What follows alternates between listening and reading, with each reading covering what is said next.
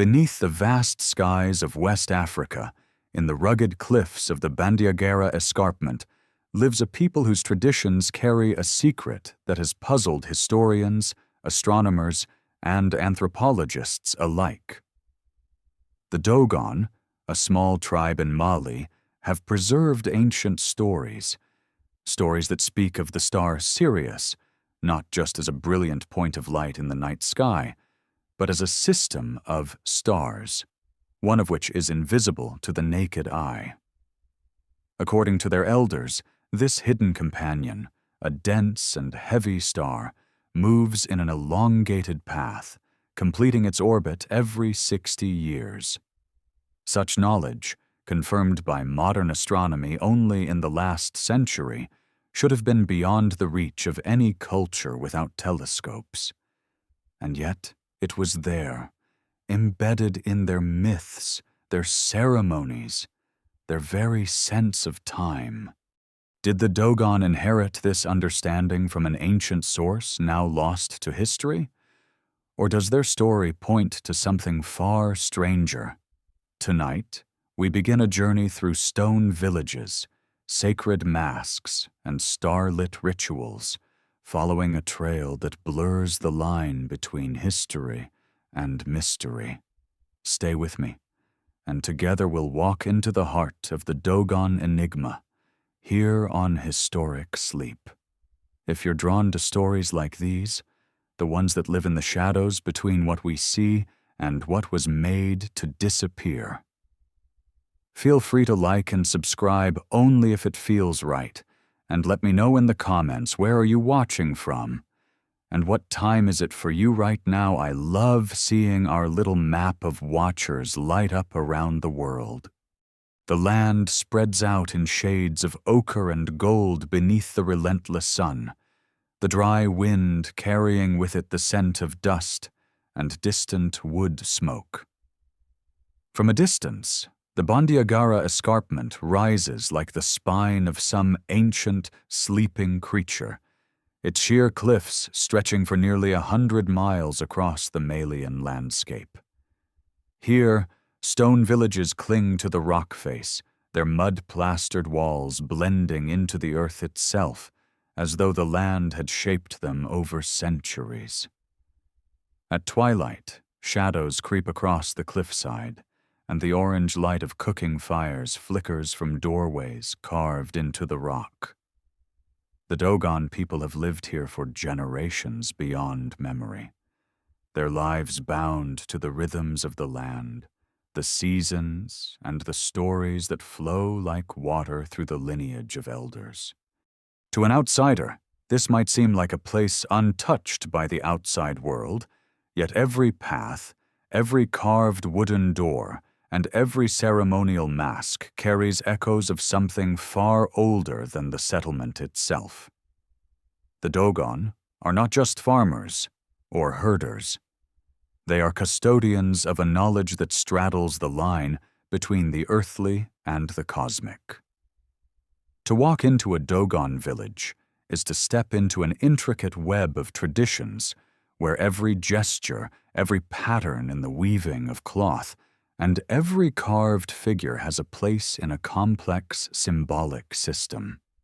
It is a world in which the sacred and the practical are never separate. A clay granary might also be a representation of the universe. A carved ladder leaning against a wall might echo the steps once taken by mythical beings to descend from the heavens. This way of seeing the world is not a relic. It is alive in the daily movements of the people. In the dry season, when the sky is clear and the night air cool, the stars burn with an intensity that city dwellers have long forgotten.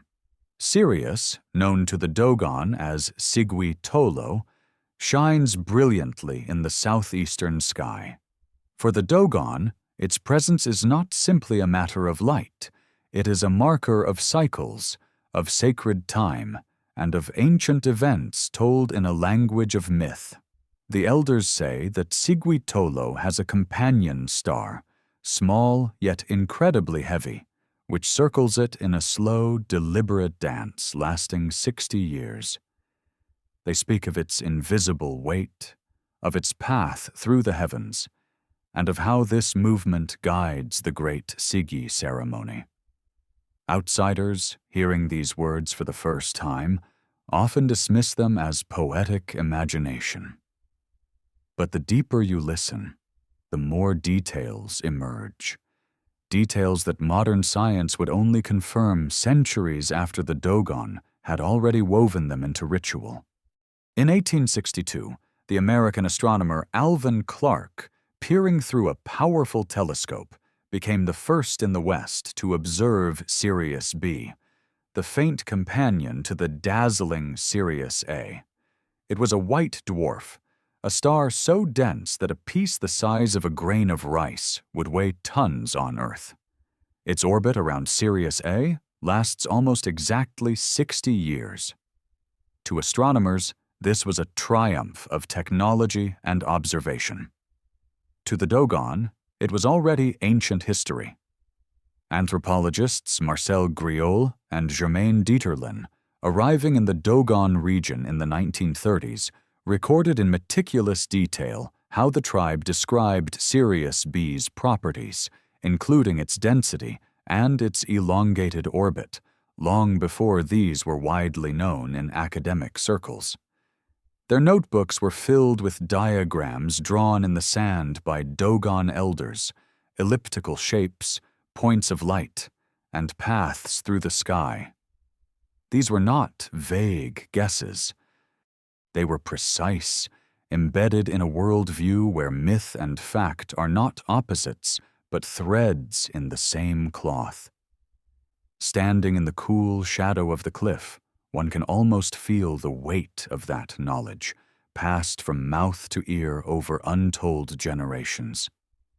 There is a quiet authority in the way the elders speak, their voices carrying the cadence of ritual, the pauses deliberate, as though the words themselves are steps in a ceremony. The air seems to shift when they tell the story of the Nommo, beings half human, half fish, who descended from the sky to bring knowledge, order, and the first seeds of civilization. In the Dogon account, the Nommo came from the Sirius system, bringing with them not only the understanding of the stars, but also the very structure of life. These are not stories told for entertainment. They are recited with the weight of sacred truth, the kind that binds a community together and defines its place in the universe. The skeptic might argue that such knowledge could have been introduced by travelers or traders, that perhaps an early contact with someone versed in astronomy had left its mark. And indeed, the Sahara has long been a web of trade routes connecting distant cultures. Yet the depth of the Dogon's descriptions, the knowledge of stellar density, the awareness of orbital motion, suggests something more than passing contact. Even within their own society, this knowledge is guarded, revealed only to those who have passed through long initiation rites, ensuring that the story remains intact. As night falls over the escarpment, the voices of the village soften. The sky deepens into a black so complete it feels infinite, and the stars emerge in their thousands. Sirius blazes, its light unwavering, yet to the Dogon, that light carries hidden dimensions, invisible companions, and the memory of visitations. Whether one accepts the literal truth of the Nommo or sees it as metaphor, the fact remains. Here, in one of the most remote corners of Africa, a people have kept alive a knowledge that challenges the limits of what we think we know about the past. It is in these moments, when the firelight dances on ancient masks, when the cliffs loom like silent witnesses, and when the voice of an elder weaves sky and stone into a single story, that the mystery of the Dogon takes hold. And once it does, it is not easily released. The first light of dawn creeps over the horizon, spilling a pale gold across the cliff face, and the Bandiagara escarpment stirs to life. Women move quietly between stone houses, carrying baskets balanced on their heads, the rhythm of their steps matched by the distant sound of wooden mortars pounding grain. The air smells faintly of millet porridge and the dry sweetness of stored onions. For the Dogon, the day begins long before the sun fully clears the horizon. But in certain seasons, when Sirius rises just before the dawn, the early light holds a particular significance. The star's return to the pre-dawn sky marks not just a change in the heavens, but signals preparations for a cycle of rituals that span years. Among these, none is more important than the Sigui ceremony, a sacred event that occurs only once every 60 years. It is in the Sigui that the Dogon align themselves with the cosmic rhythm, honoring not only the visible star, but also its hidden companion, the star they call Potolo. To speak of Potolo is to enter the most guarded realm of Dogon knowledge. According to their teaching, Potolo is the smallest and heaviest of all things, invisible to the eye, yet central to the structure of the universe. Its name, derived from the word for phonio, a tiny grain cultivated by the Dogon, carries the metaphor of something minuscule, yet containing immense weight and importance. Elders describe it as a star that takes 60 years to complete its journey around Sigui Tolo, a statement modern astrophysics confirms about Sirius B's orbital period, but they do not describe it in scientific jargon. They speak of it as if it were an ancient traveler, moving in a great, slow circle, marking the pace of time for the people on Earth. In Dogon villages, the Sigui ceremony is not a single event, but a vast unfolding, beginning in one community and moving from village to village along the escarpment over several years. It is a procession of knowledge and tradition, a living thread tying each generation to the one before. Tall masks, some stretching over 20 feet in height, are carried by men in elaborate dances. These masks are not mere decorations. They are cosmological diagrams in wood and fiber. The patterns carved into them echo the elliptical paths of celestial bodies, the layered structure of the universe, and the mythic journey of the Nommo. From a distance, the masks appear to sway like living beings, their movements timed to the beat of drums that seem to echo the heartbeat of the earth itself. Anthropologists who have witnessed the Sigui speak of a profound sense of order, as if the ceremony is not just performed, but enacted in direct synchronization with the motions of the heavens. The Dogon explain that the Sigui renews the world, resetting the balance between the terrestrial and the celestial. The knowledge required to conduct it is immense. Songs in an ancient ritual language known only to initiated elders, precise timing determined by stellar positions, and an intricate understanding of agricultural cycles.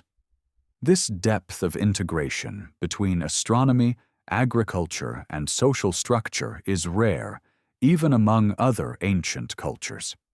It suggests that for the Dogon, the cosmos is not an abstract concept, but a living partner in the daily life of the community. During one of his extended stays in the 1940s, Marcel Griol was invited to witness the preparations for a Sigui. He sat with an elder named Ogotemeli, who patiently drew shapes in the sand, explaining how Potolo's path influenced the timing of the ritual. The drawing was simple, an elongated oval with a point at one focus, but it carried with it the weight of generations. Ogotameli spoke of how the Nommo had revealed the motions of the stars, not as distant curiosities, but as instructions for how to live in harmony with the greater order of the universe. In Dogon thought, every movement in the sky has a corresponding movement on Earth, and to ignore this balance is to invite disorder into the human realm. To the modern listener, such statements might seem metaphorical, but for the Dogon, they are literal truths embedded in daily practice. The firelight flickered on Ogotameli's face as he spoke, his eyes reflecting a calm certainty. For him, the presence of Potolo was as real as the cliffs that towered above the village. Griol, trained in the skeptical rigor of European anthropology, could not dismiss what he was hearing, especially when it was consistent with the astronomical data known at the time. Yet he also understood that he was being allowed only a partial view, that much of the Sigui's deeper meaning would remain veiled to an outsider. This guardedness has fueled decades of debate. Skeptics point out that by the 1930s, knowledge of Sirius B was already circulating among educated Europeans and could have been passed to the Dogon through colonial administrators, missionaries, or traders.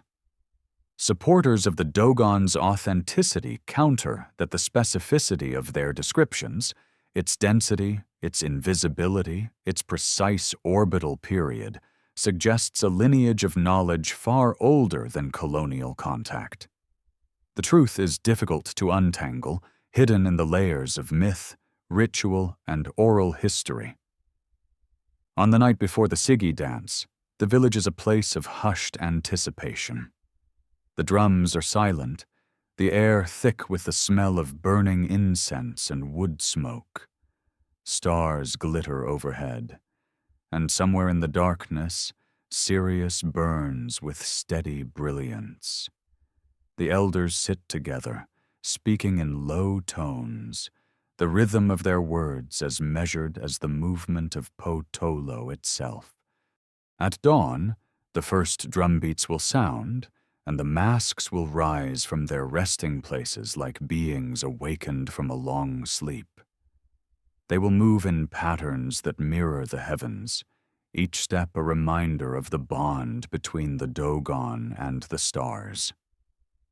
Whether one believes that bond was forged through observation, ancient contact, or some combination of both, the effect is the same. In the Sigui, the human and the cosmic are joined in a shared rhythm, a dance as old as the cliffs themselves. As the night deepens, the village falls into silence, broken only by the occasional crackle of firewood. Sirius watches from above, its hidden companion circling unseen as it has for countless cycles. In that quiet, the mystery of the Dogon feels closer, as if it could be grasped with an outstretched hand, yet it remains just beyond reach, carried forward in the heartbeat of a people who measure time not in years, but in the turning of a star.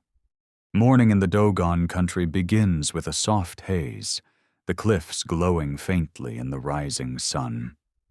The sound of goats bleating drifts across the terraced fields, where small groups of men and women tend to their crops. Millet stalks sway in the dry breeze, and the soil beneath their feet is the same ochre hue as the walls of their homes. To a traveler, it is a scene of quiet resilience, but beneath the daily rhythm lies a structure as intricate as the stonework that holds the villages to the escarpment. Knowledge here is layered, guarded, and revealed only in its proper time. Among the most striking elements of Dogon life is the way the physical and the celestial are intertwined. The layout of certain villages mirrors cosmological diagrams, with granaries, meeting houses, and ceremonial spaces aligned in patterns that reflect the structure of the universe as the Dogon perceive it.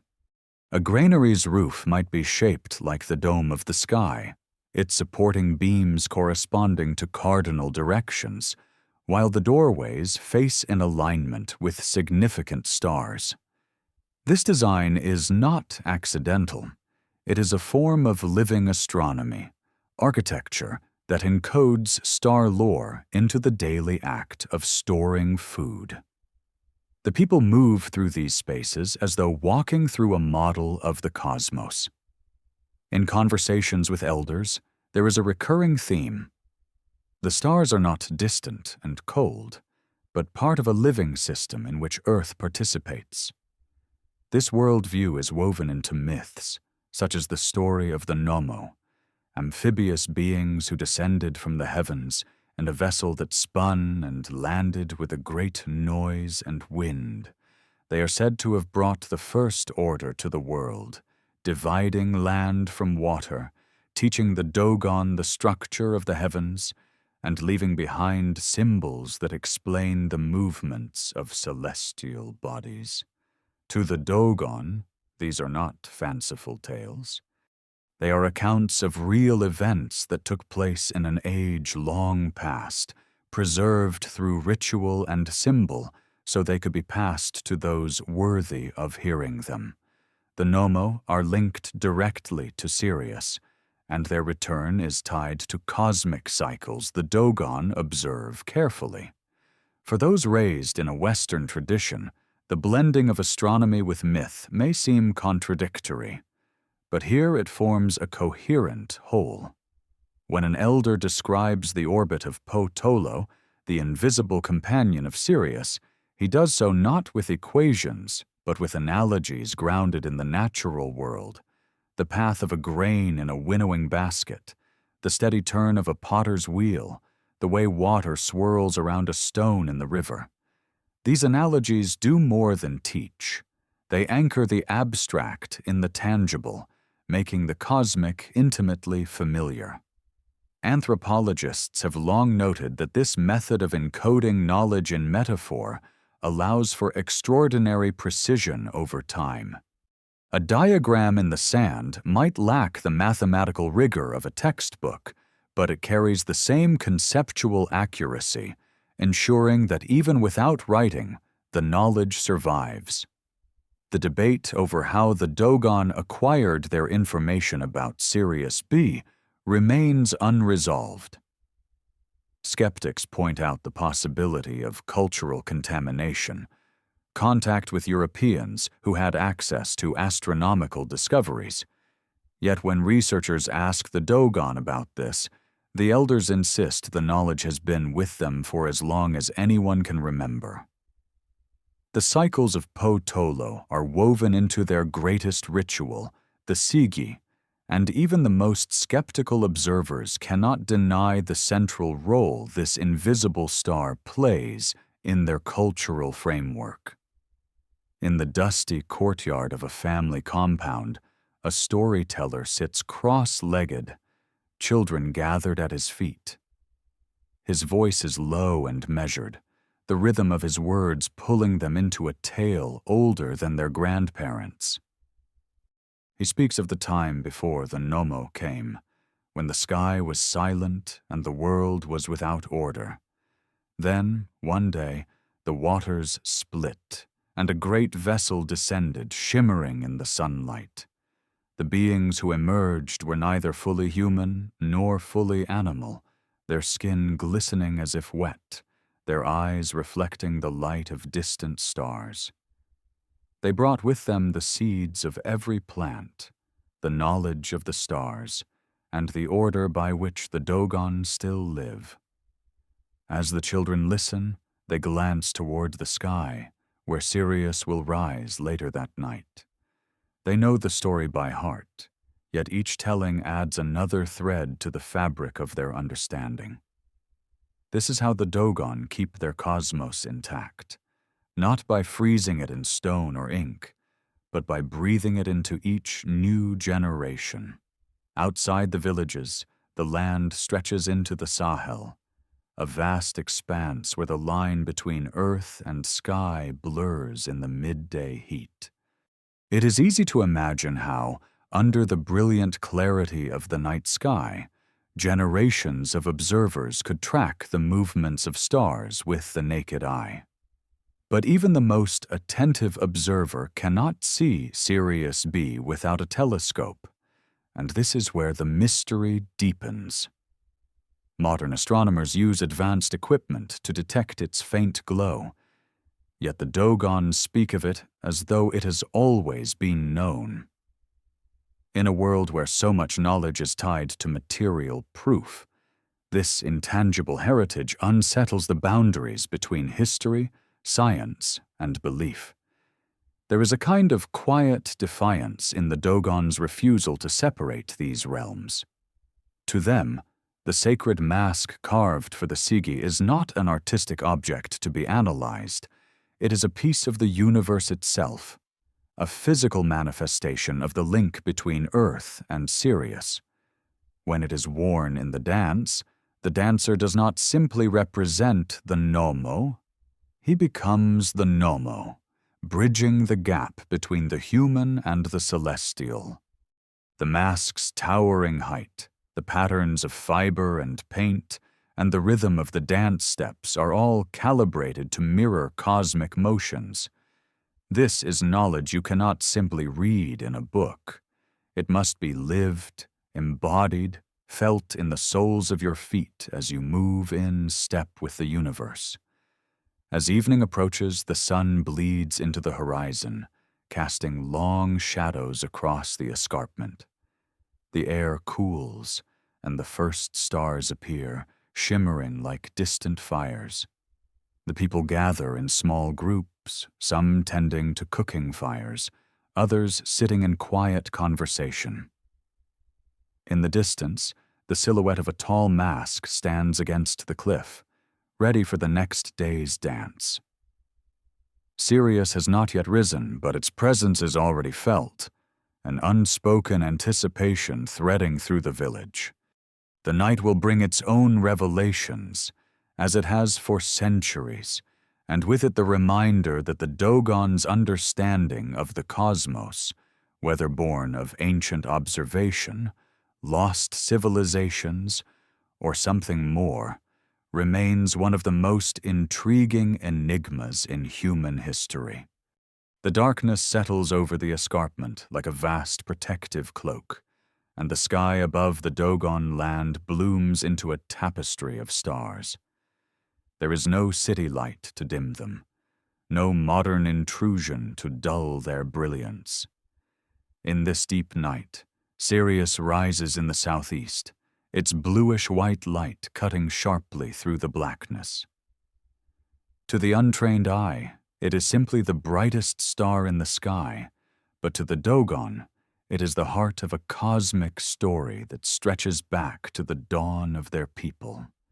Its brilliance is a sign, a reminder, a presence to be honored in word, in dance, and in the quiet calculations of the elders who keep time by its movements. On a night like this, when Sirius stands high, the elders gather in a circle at the edge of the village, their faces illuminated by the glow of a central fire. Around them, younger men sit just outside the ring, listening but not yet permitted to speak. The oldest among them begins with a chant, his voice low and resonant, weaving phrases in the ancient ritual language known only to the initiated. Each line of the chant corresponds to a point in the sky, to the invisible motion of Po-Tolo in its long orbit. The language is layered with metaphor, but beneath it lies precise astronomical mapping, a knowledge that does not come from casual stargazing.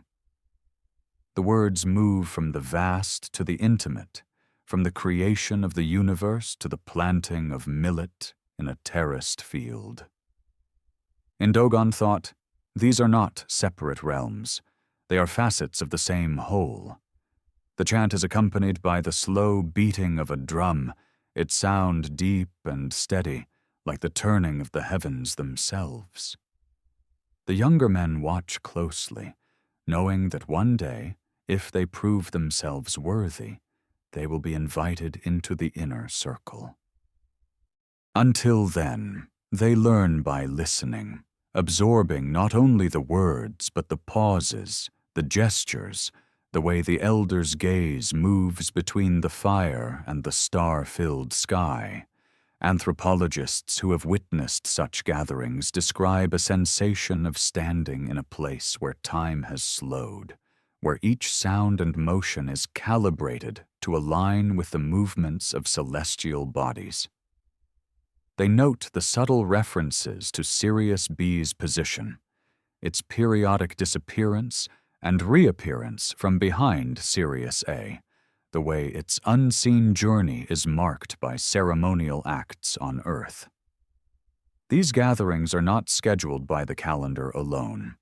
They are timed to the rhythm of the stars. For the Dogon, the alignment of earthly events with celestial ones is essential to maintaining harmony. The belief is that disruptions in this balance can cause misfortune, from failed crops to illness. To an outsider, such ideas may seem superstitious, but they serve as a guiding framework for community life, ensuring that human actions remain synchronized with the wider cosmos. The elders say that this is the order the Nommo brought, a way to live in step with the stars so that life on Earth can flourish. During one such night, a visiting scholar asked an elder how they could know of Potolo without seeing it. The elder smiled faintly, as if the question revealed more about the outsider's limitations than about the Dogon themselves. "You do not need to see the seed to know the tree it will grow," he replied. "It is in the telling, in the way it returns, in the way its shadow touches us." This perspective, accepting the invisible as part of reality, is deeply embedded in Dogon cosmology. It is not faith in the absence of evidence. It is evidence that comes from patterns, cycles, and effects, rather than direct sight. The scholar noted the analogy and realized that for the Dogon, the invisible companion of Sirius is as tangible as the wind, unseen yet undeniably present. The physical environment of the Dogon country reinforces this worldview. The cliffside villages are positioned to command wide views of the sky, the flat roofs of houses serving as natural observatories. From here, the horizon is unbroken, and the progression of stars can be tracked with remarkable precision. Children grow up knowing the positions of bright stars at different times of year, and by adolescence, many can navigate the land at night by starlight alone.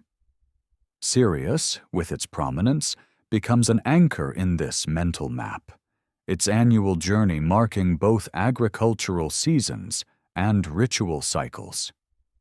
In this way, the knowledge of Potolo is nested within a broader skill set of practical astronomy that ensures survival in a challenging environment. Yet the depth of that knowledge, its description as small, heavy, and with a precise orbital period, remains the central enigma. As the night deepens, the fire burns low, and the elders' voices fade into murmurs. The younger men remain seated, eyes fixed on the sky, perhaps imagining the invisible path of Potolo as it circles its brilliant companion. The rest of the village is asleep, the quiet punctuated only by the occasional rustle of goats in their enclosures. High above, Sirius shines with a light that has traveled over 8 years to reach the eyes of the Dogon, while the hidden white dwarf continues its silent, slow journey, unseen, yet ever present in the stories and calculations of a people who have kept its memory alive for generations. In the morning, life will resume with its familiar patterns, tending fields, fetching water, weaving cloth, repairing walls. But woven into those tasks is an awareness of a larger order, one in which every action is connected to the dance of the stars. For the Dogon, this is not an abstract philosophy. It is the foundation of existence. Whether planting millet or carving a mask, whether observing the first light of dawn or watching Sirius rise in the dark, they live within a system that unites the earth beneath their feet with the sky above their heads. This unity is what has preserved their knowledge, allowing it to pass intact through centuries of change, surviving droughts, migrations, and contact with the outside world. And perhaps this is why the Dogon mystery continues to fascinate. It is not simply that they knew of Sirius B before telescopes could reveal it. It is that they preserved this knowledge without reducing it to numbers on a page, keeping it alive in stories, dances, and the steady rhythm of life in the shadow of the Bandiagara cliffs. Here, the past is not something gone. It is a living companion, like Potolo itself, silent, unseen, but always there, circling just out of view. The dry season sun rose slowly over the Dogon plateau, casting long shadows from the cliffs across the dusty plains. The air carried the faint, metallic scent of laterite stone, heating under the morning light. In the fields below, men bent over rows of millet, their movements unhurried but deliberate, every gesture echoing the rhythm of a life bound to cycles far older than any written calendar. Women wove baskets in the shade, their fingers moving as quickly as their quiet conversations, while children chased each other across the hard-packed earth, weaving between mud brick walls that had stood for generations. In this landscape, time does not rush. It accumulates, layer upon layer, like the strata in the cliffs themselves. Yet beneath the apparent stillness runs a current of anticipation. Elders keep track of more than the progress of crops and seasons. They watch the sky. In the days leading up to the great Sigui cycle, their attention turns repeatedly towards the southeastern horizon, where Sirius makes its annual reappearance before dawn. Each return is a reminder of a far longer rhythm, one that spans decades, the 60-year orbit of Potolo around its brilliant companion. That cycle is not just an astronomical fact, it is the spine of their cultural memory. The Sigui ceremony, once it begins, will last several years as it moves from village to village along the escarpment. Each community becomes, for a time, the center of the cosmos, its rituals synchronized with the invisible turning of a star over 8 light-years away. The tall masks carved for the occasion are unlike anything else in Dogon culture.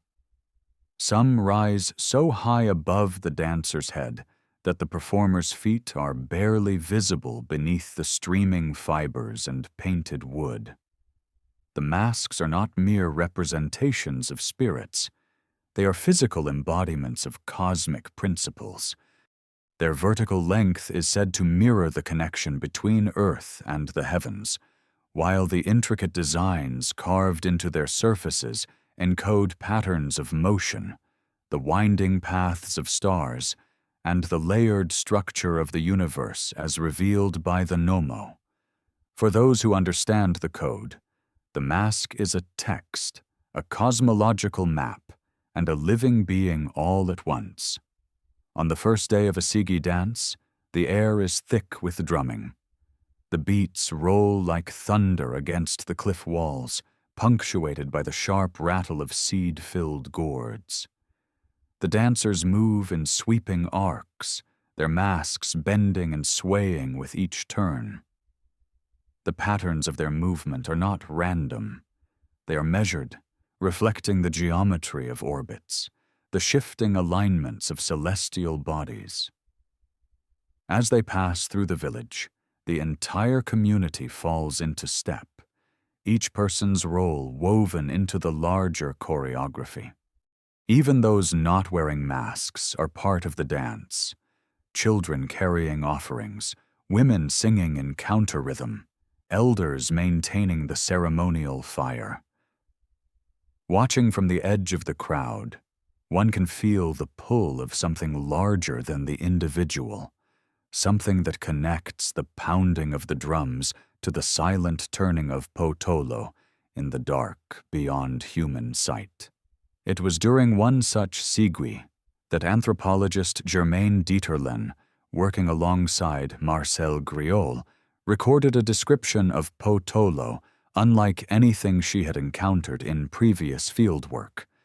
The elder she spoke with described the star as being made of a metal so heavy that all the people on Earth could not lift a single grain of it. He spoke of its density, its invisibility, and its motion, three characteristics that align perfectly with the modern understanding of white dwarfs. Yet the elder's explanation did not separate science from story. He wove the properties of potolo into the narrative of the Nommo, describing how they brought the seed of the star to Earth, placing it in the sky to mark the passage of sacred time. Dieterlen's notes from that conversation would later become a central piece of evidence in debates over the Dogon's astronomical knowledge. How could a people without telescopes describe, with such accuracy, a star that is invisible to the naked eye? Some scholars suggest that the knowledge might have entered Dogon culture through early contact with explorers, missionaries, or traders who had been exposed to modern astronomy. But the Dogon insist that the story is far older than any such contact, that it comes from a time before the ancestors settled at the escarpment, from a place beyond recorded history. Skepticism, of course, remains. The idea that ancient or indigenous cultures could possess advanced astronomical knowledge without technological tools challenges long-held assumptions about the progression of human understanding. But here, in the shadow of the cliffs, skepticism feels distant. The presence of Sirius in the pre-dawn sky, the elaborate mask dances, the precise timing of the Sigui, these are not accidents. They are the living evidence of a system of thought that has survived intact for centuries. Late in the day, when the heat eases and the wind picks up, the elders gather under the awning of the Toguna, the low-roofed meeting shelter where men sit to discuss matters of importance. From here, they can see the full sweep of the village and the fields beyond, the cliffs behind them rising like a wall against the fading light. One elder, his hair white as the limestone dust, begins to speak. His words are slow, deliberate, each one carrying the weight of memory. He describes the path of potolo not as a simple circle, but as an ellipse, its speed changing as it moves closer to or farther from its companion. He gestures with his hands, shaping the space between them into the long curve of an orbit, the firelight flickering across his palms. His audience listens without interruption, absorbing not just the information but the cadence, the structure, the way the story unfolds in layers. This is how the knowledge is preserved, not as an isolated fact, but as part of a narrative that connects sky, earth, and human life in an unbroken chain.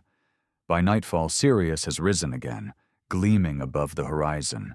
The air is cool, the sky ablaze with stars. Somewhere out there, potolo moves unseen, completing its slow journey. In the darkness, the masks rest in their places. The drums are silent, and the village sleeps. But the cycle continues, as it always has, measured not by clocks or calendars, but by the turning of a star that the Dogon have known for longer than anyone can remember. In the cool hours before dawn, when the cliffs are still wrapped in shadow, a small group of men makes its way to a clearing just beyond the edge of the village. They carry nothing but a few wooden stools and a tightly wrapped bundle, which is set down carefully on the packed earth.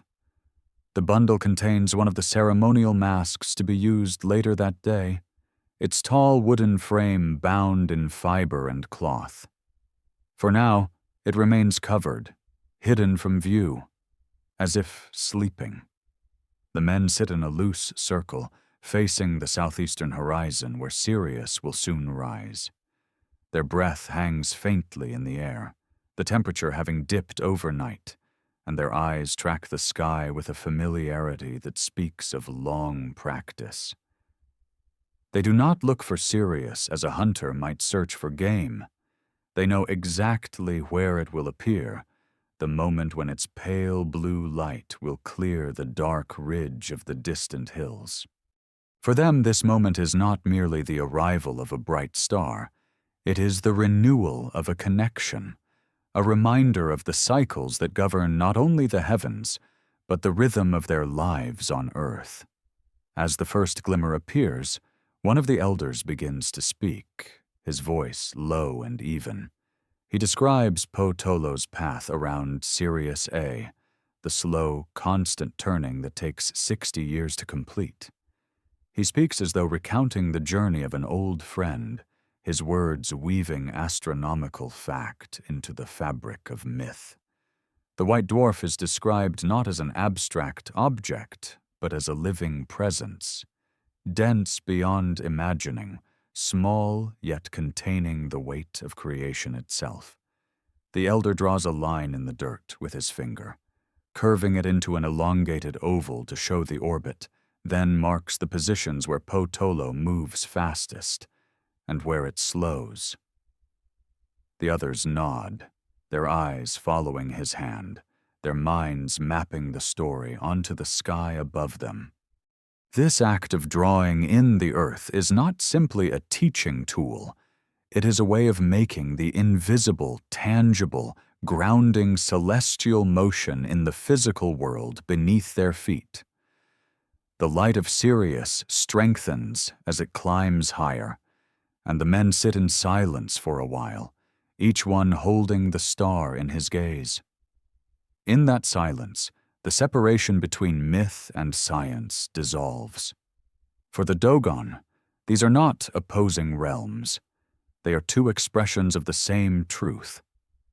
The idea that knowledge must be divided into the measurable and the meaningful has no place here. Instead, the measurable becomes meaningful precisely because it is woven into the life of the people, and the meaningful is strengthened by its alignment with the measurable. Later in the morning, the mask is uncovered and set upright in the clearing. Its towering form rises well above the heads of the men, the painted wood glowing faintly in the early light. The fibers that hang from its frame ripple in the breeze, their texture echoing the flowing waters described in the Nommo myth. The mask's design is both geometric and organic, straight lines intersecting in patterns that recall the paths of stars, balanced by curves that seem to suggest waves or the arcs of celestial bodies. Every mark, every carved groove, has its place in the larger pattern. As the day warms, the village begins to gather. The drummers take their positions, striking the stretched skins with steady, resonant beats that seem to pulse in the chest as much as in the ears. The dancers emerge, their steps measured, their bodies swaying in rhythm with the drum beats. When the tall mask is lifted and placed on the head of the lead dancer, the crowd exhales as one, the moment heavy with meaning. The dancer moves slowly at first, the mask swaying above him like a mast in the wind. The steps he takes trace patterns in the dust that correspond to celestial alignments, each turn and pivot reflecting an aspect of the Dogon cosmos. To an outside observer, the performance may seem purely artistic, but within the community, every movement is encoded with meaning. The Sigui dances are more than ceremony. They are acts of cosmic maintenance, aligning the human world with the order of the heavens. It is during these dances that the story of the Nommo is retold, not in words but in motion.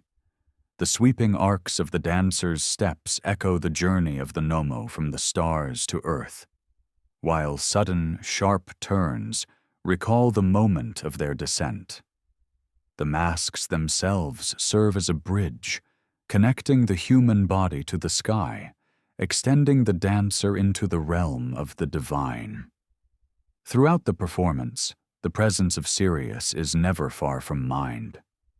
Its light is a constant reminder that the dance is more than an earthly celebration. It is a conversation with the cosmos. The Dogon believe that in performing the Sigui with precision and reverence, they honor the order set in place by the Nommo, ensuring the continued harmony of their world. As the afternoon wears on, the pace of the drumming quickens, the dancers' movements becoming more intricate. The mask's height makes each turn a feat of balance and control, yet the lead dancer moves as if guided by an unseen hand. The dust rises around his feet, swirling in the heat, catching the sunlight in brief, golden flashes. The crowd watches intently, the children imitating the steps on the edge of the clearing, their small feet kicking up miniature clouds of dust. When the final sequence ends, the dancers bow their masked heads towards the elders, who respond with a slow, deliberate nod. The mask is lifted away, its fibers settling like a sigh, and it is returned to its place of rest. The drumming fades, replaced by the low hum of conversation as the crowd disperses. In the quiet that follows, the elders speak briefly among themselves. They note the position of Sirius in the sky, the timing of the dance, the precision of the steps. These observations are more than critique. They are a record, part of the ongoing measurement that keeps the Sigui in harmony with the cycle of Potolo. By nightfall, Sirius is high and bright again, its light steady, indifferent to the dust, the cliffs, the human eyes that follow it. Somewhere, unseen, its dense companion completes another fraction of its long orbit. The dances of the day are over, but the cycle they honor continues, silent and vast, as it has for countless generations. The Dogon will rise again before dawn, watch the star climb the sky, and in doing so, keep alive a knowledge that binds their present to a cosmic past. The midday heat pressed against the land like an unrelenting hand, driving most activity into the shade of stone walls and thatched awnings. In the narrow alleys between the mud-brick houses, the air shimmered, and the scent of cooking millet mingled with the faint tang of drying onions. Life in the Dogon villages slowed during these hours, but in the Toguna, the low-roofed meeting house where only men are permitted to sit, conversation continued in steady, deliberate tones. The Toguna's roof, supported by thick wooden pillars, was low by design, forcing everyone inside to sit rather than stand, a physical reminder that important matters are to be discussed with calm, measured voices. On one of the central beams, a pattern was carved into the wood, a series of intersecting lines and circles whose meaning was not immediately apparent to an outsider.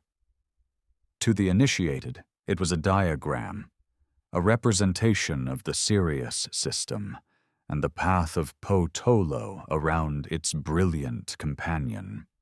An elder traced the carving with his finger as he spoke, explaining in the Dogon language how the smaller star, though unseen, carried the weight of worlds.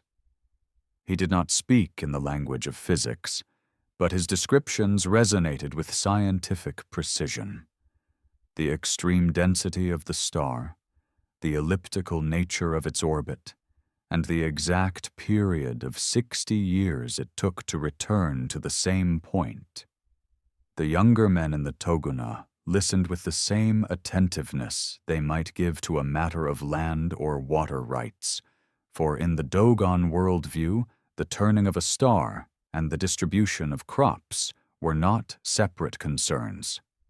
The cycles of the heavens informed the timing of planting, harvesting, and even certain communal decisions. To know the sky was to understand the land. Outside, the village women gathered under the shade of a neem tree, weaving long strips of cloth on wooden looms. Their hands moved in practiced rhythm, the threads pulling tight, the shuttle sliding back and forth with a soft, percussive beat. Some of the woven patterns carried motifs that mirrored those carved into the Toguna's beams. Elliptical shapes, starbursts, and repeated lines suggestive of orbital paths. Though these designs could be appreciated simply as decoration, they were also part of the Dogon's symbolic language, a way of embedding cosmic knowledge into the objects of daily life. A strip of cloth could carry the story of Sirius as surely as a mask or a carved pillar. In the afternoon, when the sun's heat eased just enough to work comfortably outdoors, a group of boys accompanied an elder to a small rocky outcrop on the edge of the plateau. Here, away from the bustle of the village, the horizon stretched wide and unbroken. The elder showed them where, in a few hours, Sirius would rise, pointing to a faint notch between two distant hills. He explained how the star's position shifted slightly over the course of the year, and how its appearance just before dawn marked an important point in the agricultural cycle.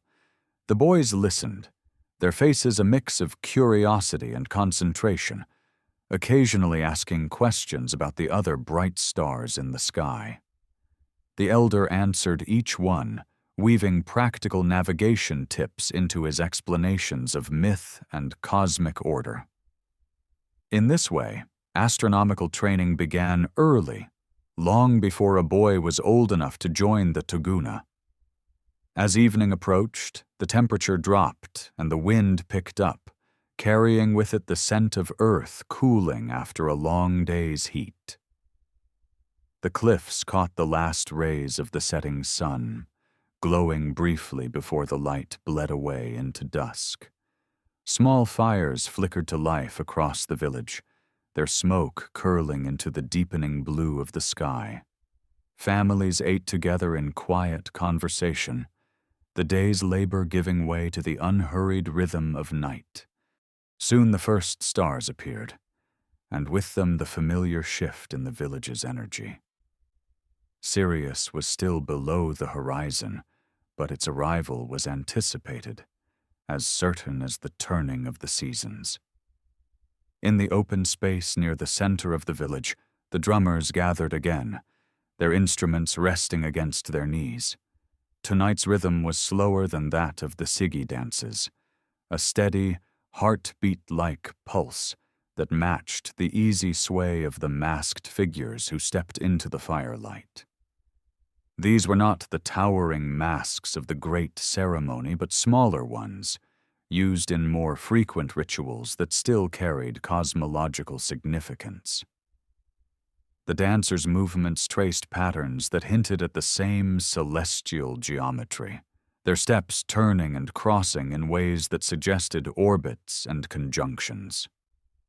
The crowd formed a circle around them, clapping in time to the drums, the sound echoing softly off the cliff walls. In the pauses between dances, the elders spoke quietly to the children seated nearby, pointing out constellations beginning to appear overhead.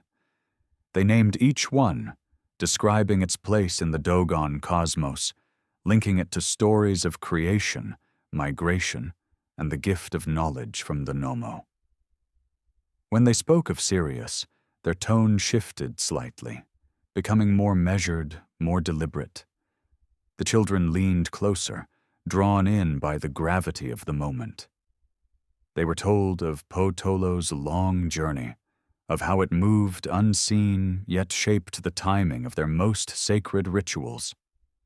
They learned that the star's orbit was not just a fact to be remembered, but a cycle to be honored, a reminder of the interconnectedness of all things. By the time Sirius rose, its light flashing just above the dark outline of the hills, the crowd had fallen silent. Heads tilted upward, eyes fixed on the brilliant point in the sky. In that shared moment, the village seemed to hold its breath. The star's light was steady, constant, a link between past and present, between the known and the mysterious.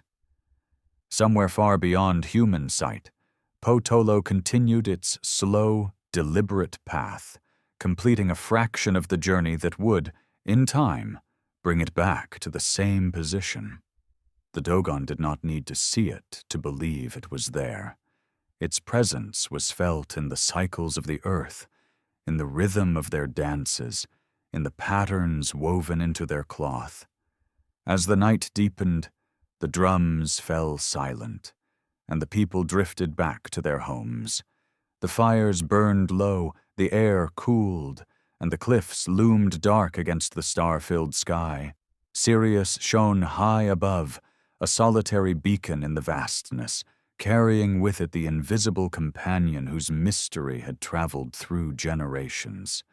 In the quiet, one could almost sense the weight of that knowledge, ancient, enduring, and still alive in the hearts of a people who had never needed a telescope to find their place in the universe. The next morning began with the sound of pestles pounding grain in tall wooden mortars, a slow, steady rhythm that echoed against the cliff face. The sun had not yet cleared the horizon, but the pale light of dawn revealed the outlines of terraced fields stretching away from the village. Thin tendrils of cooking smoke rose from the flat rooftops, mingling with the cool air. In the village square, a small group of elders sat together, their backs to the rising sun, facing west toward the shadowed cliffs. Before them lay a shallow bowl filled with fine sand, smoothed into an even surface. Using a slender stick, one elder began to draw. His movements were deliberate, the lines forming loops and arcs, intersecting in ways that seemed abstract until the pattern resolved into an ellipse. At one focus, he marked a small point, the place of Potolo. Around it, a larger loop represented the path of its brilliant companion, Sirius A, or Sigui Tolo. The drawing was more than an illustration. It was a memory aid, a visual anchor for a story that linked the visible and the invisible, the present and the past. As the other elders watched, the storyteller began to speak, his voice low but firm. He told of the time before the first Sigui, when the Nommo descended from the sky in a vessel that spun like a seed falling from a tree. They brought with them not only the knowledge of the stars, but the understanding of how life itself was ordered. In their telling, the structure of the universe was mirrored in the structure of the village, the family, the human body. Just as Potolo moved in a measured path around Sigitolo, so too did the seasons move around the life of the community. The story was not offered as metaphor, it was conveyed as truth, as a record of events preserved through generations. The younger men who sat at the edge of the gathering listened intently. They had heard parts of this story before, in fragments and hints, but here it was laid out in fuller form, the connections drawn openly for those ready to understand. For the Dogon, initiation into such knowledge was not simply a matter of hearing the words. It required years of preparation, of learning the rhythms of the earth and sky, of proving oneself capable of carrying the weight of sacred truth without distortion. By mid-morning, the drawing in the sand was carefully smoothed away, leaving no trace for the casual passerby. The act of erasing it was as important as the act of creating it. The knowledge was not meant to be fixed in a permanent, unchanging form. It was alive, transmitted in living memory, its survival dependent on the bond between teacher and student. Later that day, a visitor from a distant village arrived, carrying a bundle wrapped in cloth. Inside was an old wooden carving, weathered by time, but still intact. The figure it depicted was unlike the human form. It had a long, slender body, arms that seemed to merge into fins or wings, and a face with wide, staring eyes. The elders examined it with care, nodding quietly. To them, it was an image of the Nommo, a reminder of the origins of their knowledge. Such carvings were rare, kept hidden most of the time, brought out only during certain ceremonies or when the telling of specific stories required their presence. In the afternoon, children played in the shade while women worked at their looms, the clack of wood and the hiss of fiber filling the air. The patterns they wove were intricate, some incorporating symbols known to all, others holding meanings only the initiated could read. A repeating diamond shape might represent the path of the sun across the sky. A series of concentric lines might signify the layers of the cosmos. Even in the most practical of objects, the Dogon embedded reminders of the greater order they inhabited. As the day wore on, clouds gathered in the west, their shadows moving quickly over the landscape. The wind picked up, carrying with it the scent of rain from far off. In the Dogon country, rain was rare in the dry season, and its arrival, if it came, was seen as a sign to be read alongside the positions of the stars. The elders often spoke of how the movements of the heavens and the shifts in the weather were not separate systems, but parts of the same whole. Just as Potolo's orbit affected the timing of the Sigui, so too did it influence the patterns of the seasons. By evening, the clouds had dissipated, leaving the sky clear once more. As the sun dipped below the horizon, the first bright stars emerged, and with them came a renewed sense of anticipation. Sirius would rise later in the night, but already its presence seemed to hum in the air. In the open space at the center of the village, preparations were underway for a smaller ceremony, one not as rare or elaborate as the Sigui, but still tied to the cycles of the stars. The drummers began with a slow beat, the sound carrying easily in the cool night air. The dancers moved into the firelight, their bodies casting long, shifting shadows on the ground. Each step, each turn, was part of a pattern that mirrored movements in the sky. To an untrained eye, the dance might appear simply graceful, but to those who knew its meaning, it was a precise reenactment of cosmic events. Conjunctions, oppositions, the slow drift of an orbit. When Sirius finally appeared over the distant hills, its light was greeted with a collective murmur. Heads tilted upward, eyes fixed on the brilliant point. Somewhere out there, Potolo continued its slow circuit, unseen but not forgotten.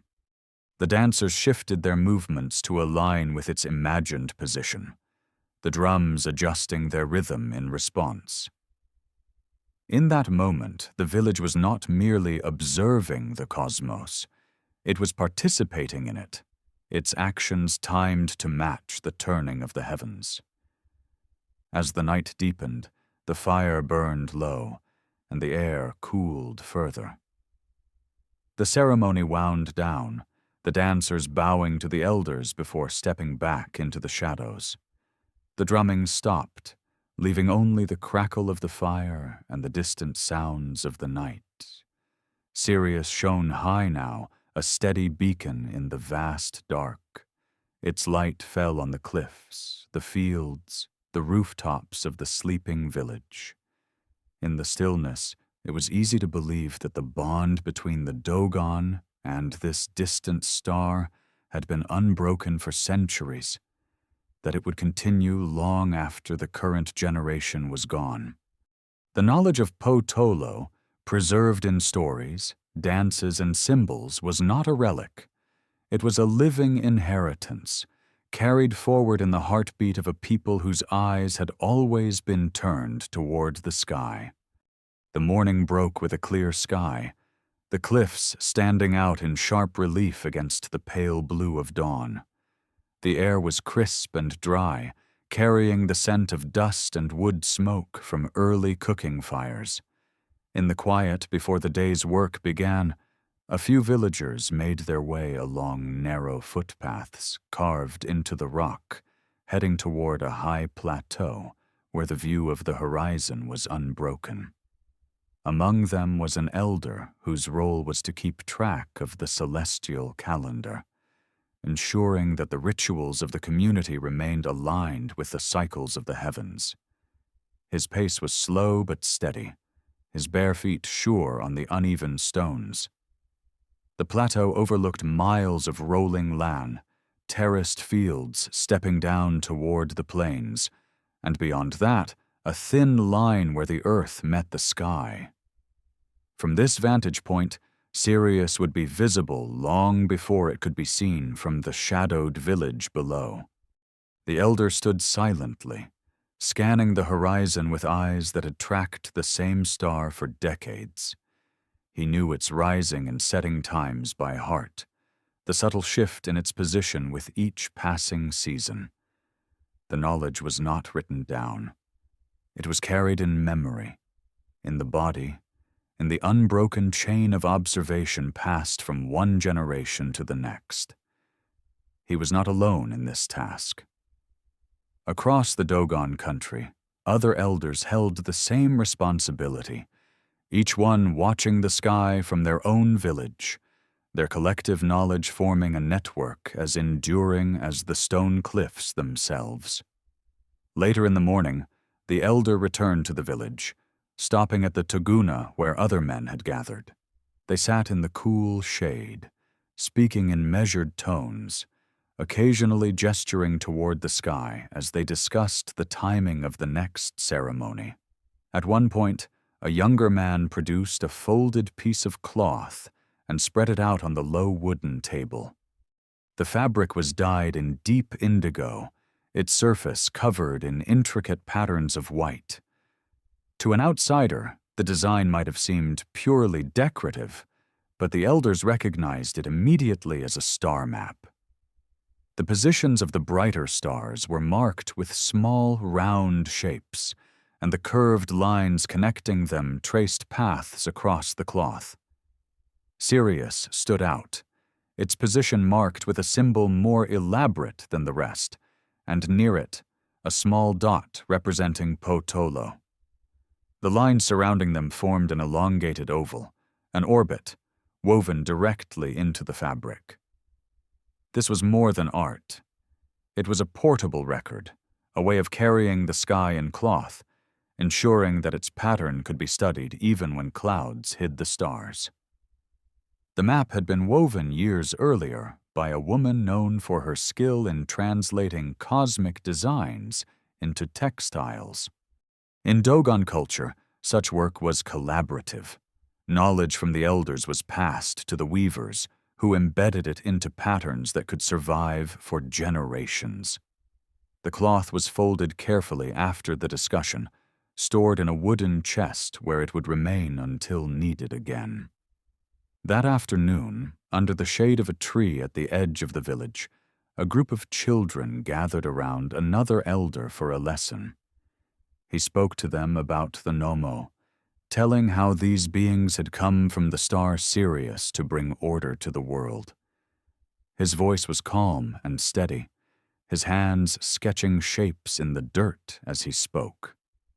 The story was not told as distant myth, but as history, woven into the same timeline as the planting of crops and the building of homes. The elder explained how the Nommo had given the Dogon the knowledge of Potolo's orbit, how its invisible path was tied to the great Sigui ceremony. The children listened, their eyes moving from the elder's drawings to the horizon where, later that night, Sirius would rise. In the evening, the village prepared for a gathering. This was not a major festival, but an important communal meeting where the elders would announce the timing of certain agricultural tasks in alignment with celestial events. The fire was lit in the central square, and people gathered around it, the flicker of light revealing faces both young and old. The elders spoke in turn, their words carrying the authority of both tradition and observation. They spoke of the rains, of the harvest, and of the stars. When they spoke of Sirius, the tone shifted slightly, becoming more formal, almost ceremonial. The mention of Potolo brought a quiet murmur from the crowd, not of surprise, but of recognition. It was a name everyone knew, even if only the initiated understood its full significance. As the meeting ended, the people lingered, talking in small groups while the children played in the firelight. Above them, the sky deepened into black, and the first stars appeared. One by one, the constellations emerged, their patterns as familiar to the Dogon as the paths between their own villages. When Sirius finally rose, bright and steady, heads turned instinctively toward it. The sight was met not with applause or exclamation, but with a kind of quiet acknowledgement, as if greeting an old friend. Somewhere, far beyond the reach of the eye, Potolo moved along its slow orbit, unseen yet always present in the minds of the people below. The night continued in calm conversation, the fire burning low, the stars wheeling silently overhead.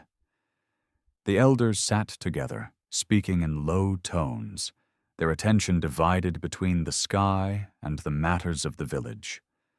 For them, the two were inseparable. What happened in the heavens shaped what happened on the ground. The dance of stars, the cycles of planting, the timing of rituals, all were part of the same pattern, as intricate and interconnected as the woven cloth stored in the wooden chest. In this way, the knowledge of Potolo wasn't isolated as a curiosity of the sky, but integrated into the living structure of the Dogon world. It was present in their art, their architecture, their ceremonies, and their daily routines. Even without a telescope, they had built a system that kept them in step with a star so distant that its light took over 8 years to reach them. And in that alignment lay a truth the Dogon had understood for generations, that to live well was to live in harmony with the larger order, to recognize one's place not only in the village or the land, but in the turning of the cosmos itself. The day began with a faint haze over the horizon, softening the edges of the cliffs and turning the rising sun into a pale disk. In the cool air of early morning, the sound of footsteps echoed along the narrow pathways between mud-brick homes as people moved towards the fields. Goats bleated from their pens, and the rhythmic thud of pestles on grain echoed from courtyards, a familiar soundtrack to village life. At the far end of the settlement, an elder stood before a granary, its round walls plastered with clay and capped by a thatched roof shaped like a dome. The granary was not merely a place for storing millet. Its structure mirrored the Dogon understanding of the universe. The domed roof represented the sky, the circular walls the earth, and the central supporting post the axis around which all turned. On its surface, faint carvings hinted at celestial patterns, some depicting constellations, others tracing the elliptical orbit of Potolo around Sirius A. These carvings were subtle, almost invisible unless pointed out. But for the initiated, they were a constant reminder that the act of storing food was linked to the order of the cosmos. A younger man approached, carrying a bundle of reeds. Together they repaired a section of the granary's thatch, working in silence except for the occasional remark about the coming rains and the timing of the planting. Their conversation slipped naturally into the cycles of the stars, the elder noting that Sirius would soon shift position in the early morning sky, marking the transition toward a new phase in the agricultural calendar. In the Dogon way of life, such observations were never abstract. They were practical guidance rooted in centuries of lived experience. Later in the day, the Toguna filled with quiet conversation as elders gathered to review the calendar of upcoming rituals. One elder unfolded a piece of goat skin on which lines and dots had been carefully painted in red and black pigment. The skin was smooth from years of handling, the markings still vivid despite their age. It was a star chart of sorts, laid out in a way that combined astronomical precision with symbolic representation. Sirius was marked with a bold symbol at the center of an elongated oval, and near it a smaller point. Potolo, its path traced in a perfect loop. Around the edge of the chart were notations in the Dogon ritual language, each referring to a specific point in the 60-year cycle. The chart was passed from hand to hand, each elder studying it in silence before nodding and returning it to the center. In the afternoon, a group of women worked at their looms, the patterns of their weaving reflecting the same celestial geometry seen in the carvings and the goatskin chart. Indigo threads formed the background, while white and red designs traced star paths and orbital shapes. One weaver explained softly to a visiting relative how the pattern she was making depicted not only Sirius, but the moment in the cycle when Potolo was closest to its companion.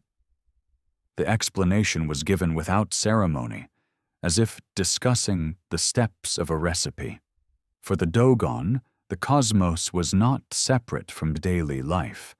It was woven into the fabric of existence, as present in a strip of cloth as it was in a night of stargazing.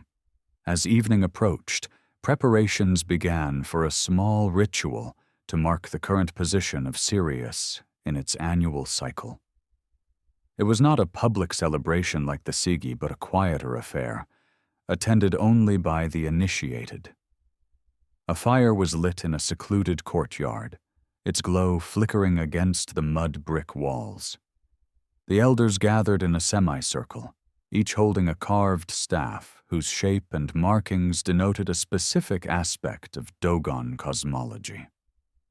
The leader of the ceremony began with a chant in the ritual language, his voice low and resonant. The chant described the creation of the world, the descent of the Nommo, and the gift of knowledge that included the movements of the stars. Each verse brought the narrative closer to the present moment, until finally it spoke of the current phase of Potolo's orbit. The others responded in unison, their voices blending into a sound that was at once human and elemental, a vibration that seemed to settle into the very stones of the courtyard. The fire crackled, sending sparks upward as if to join the stars above. When Sirius appeared over the rooftops, the leader raised his staff and pointed toward it. The others followed his gesture, their faces illuminated by both firelight and starlight. The moment was held in silence, the air heavy with the weight of shared understanding. No telescope could pierce the distance to reveal Potolo, but in the minds of those gathered, its presence was as real as the fire before them. The ceremony ended without fanfare. The staffs were set aside, the fire allowed to burn down to embers, and the men departed quietly into the night. In the distance, the cliffs loomed dark and silent, their ancient faces turned toward the same sky the Dogon had watched for centuries. Sirius shone steadily, its invisible companion tracing a path known to few outside this land. In the quiet that followed, the village settled into sleep. The sounds of the night, the chirp of insects, the distant call of an owl filled the air. Above it all, the stars wheeled in their slow, precise dance, the great cycles continuing as they always had. For the Dogon, each night was part of an unbroken conversation with the cosmos, a dialogue carried forward in stories, rituals, and the careful observation of patterns both seen and unseen. The knowledge of Potolo was not locked away in a distant past. It was alive in every gesture, every carving, every woven thread, carried forward not as a relic but as a living truth.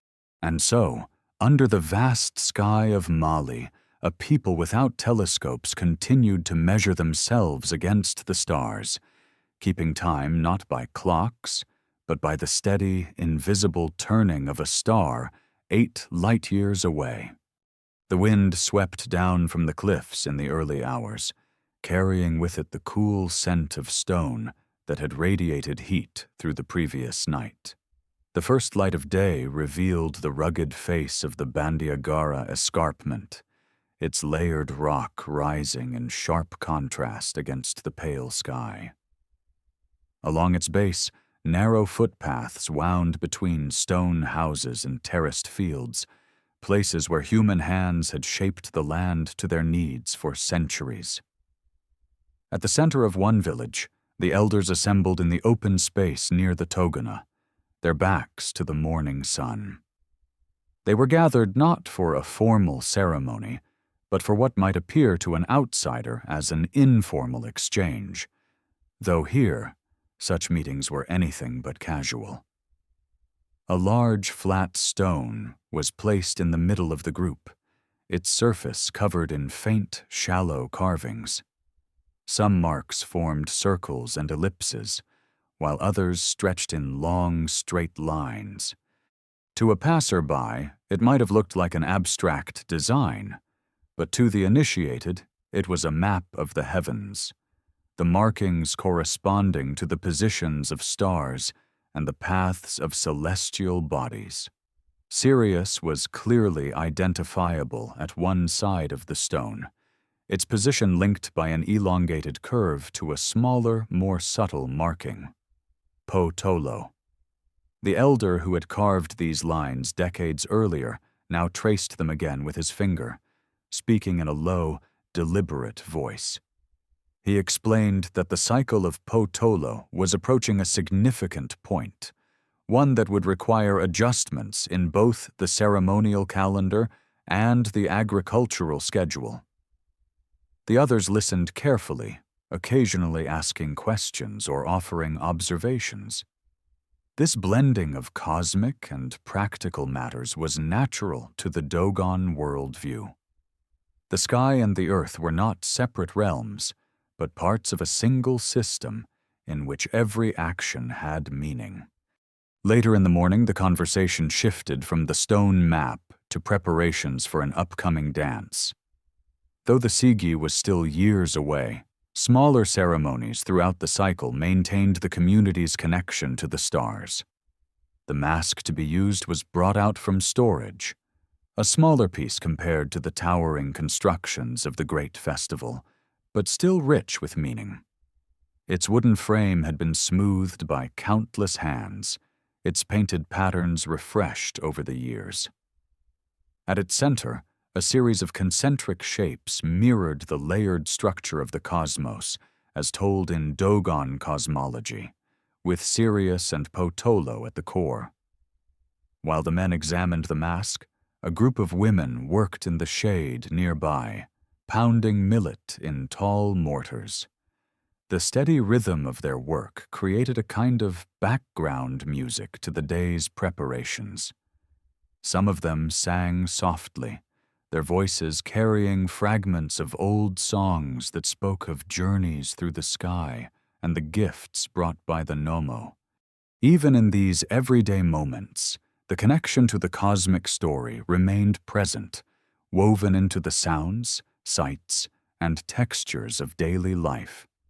In the afternoon, an elder took a younger man to a small ridge above the village.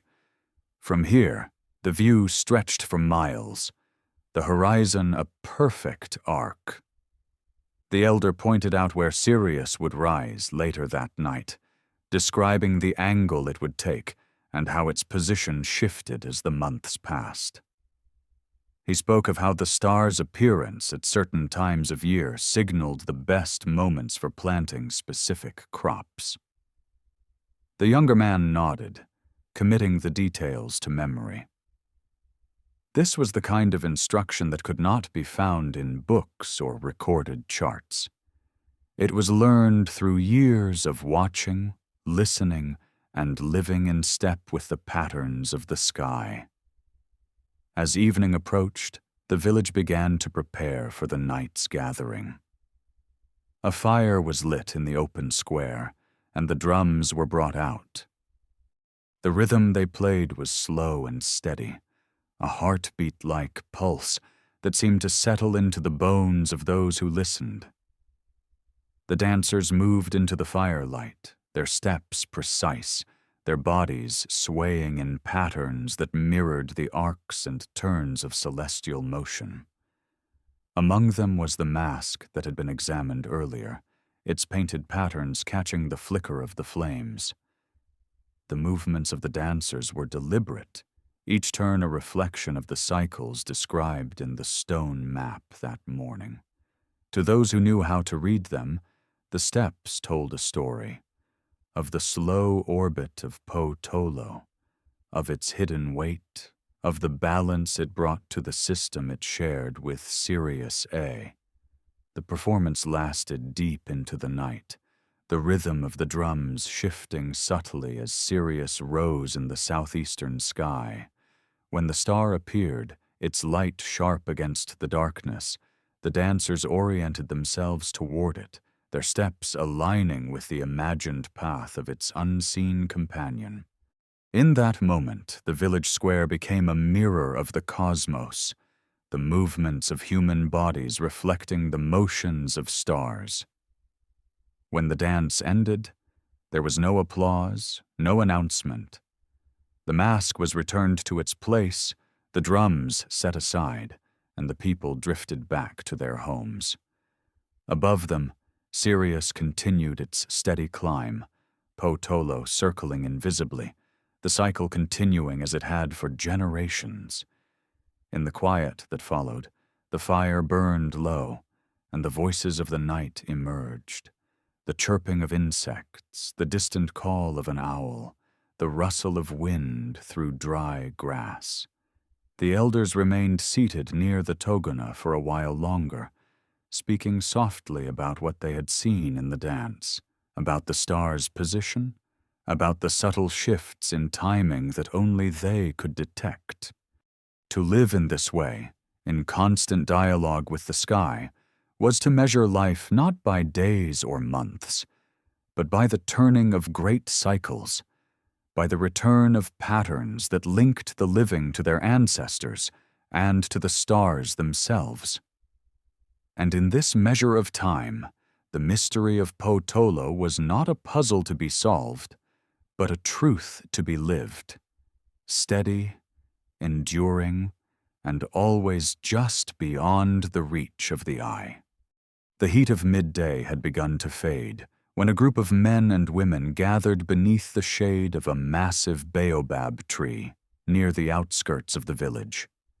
Its thick trunk was twisted with age, and its branches stretched wide, casting deep, cool shadows over the ground. Beneath it, the earth had been smoothed and cleared, forming a natural meeting space where both everyday matters and matters of great importance were discussed. Today, the gathering was for the latter. An elder, his voice worn smooth by years of speaking to both the young and the old, began to recount a story known to all but told in its full form only on certain occasions. He spoke of the Nommo's descent from the sky, their vessel spinning like a leaf caught in a whirlwind before settling onto the waters of the earth.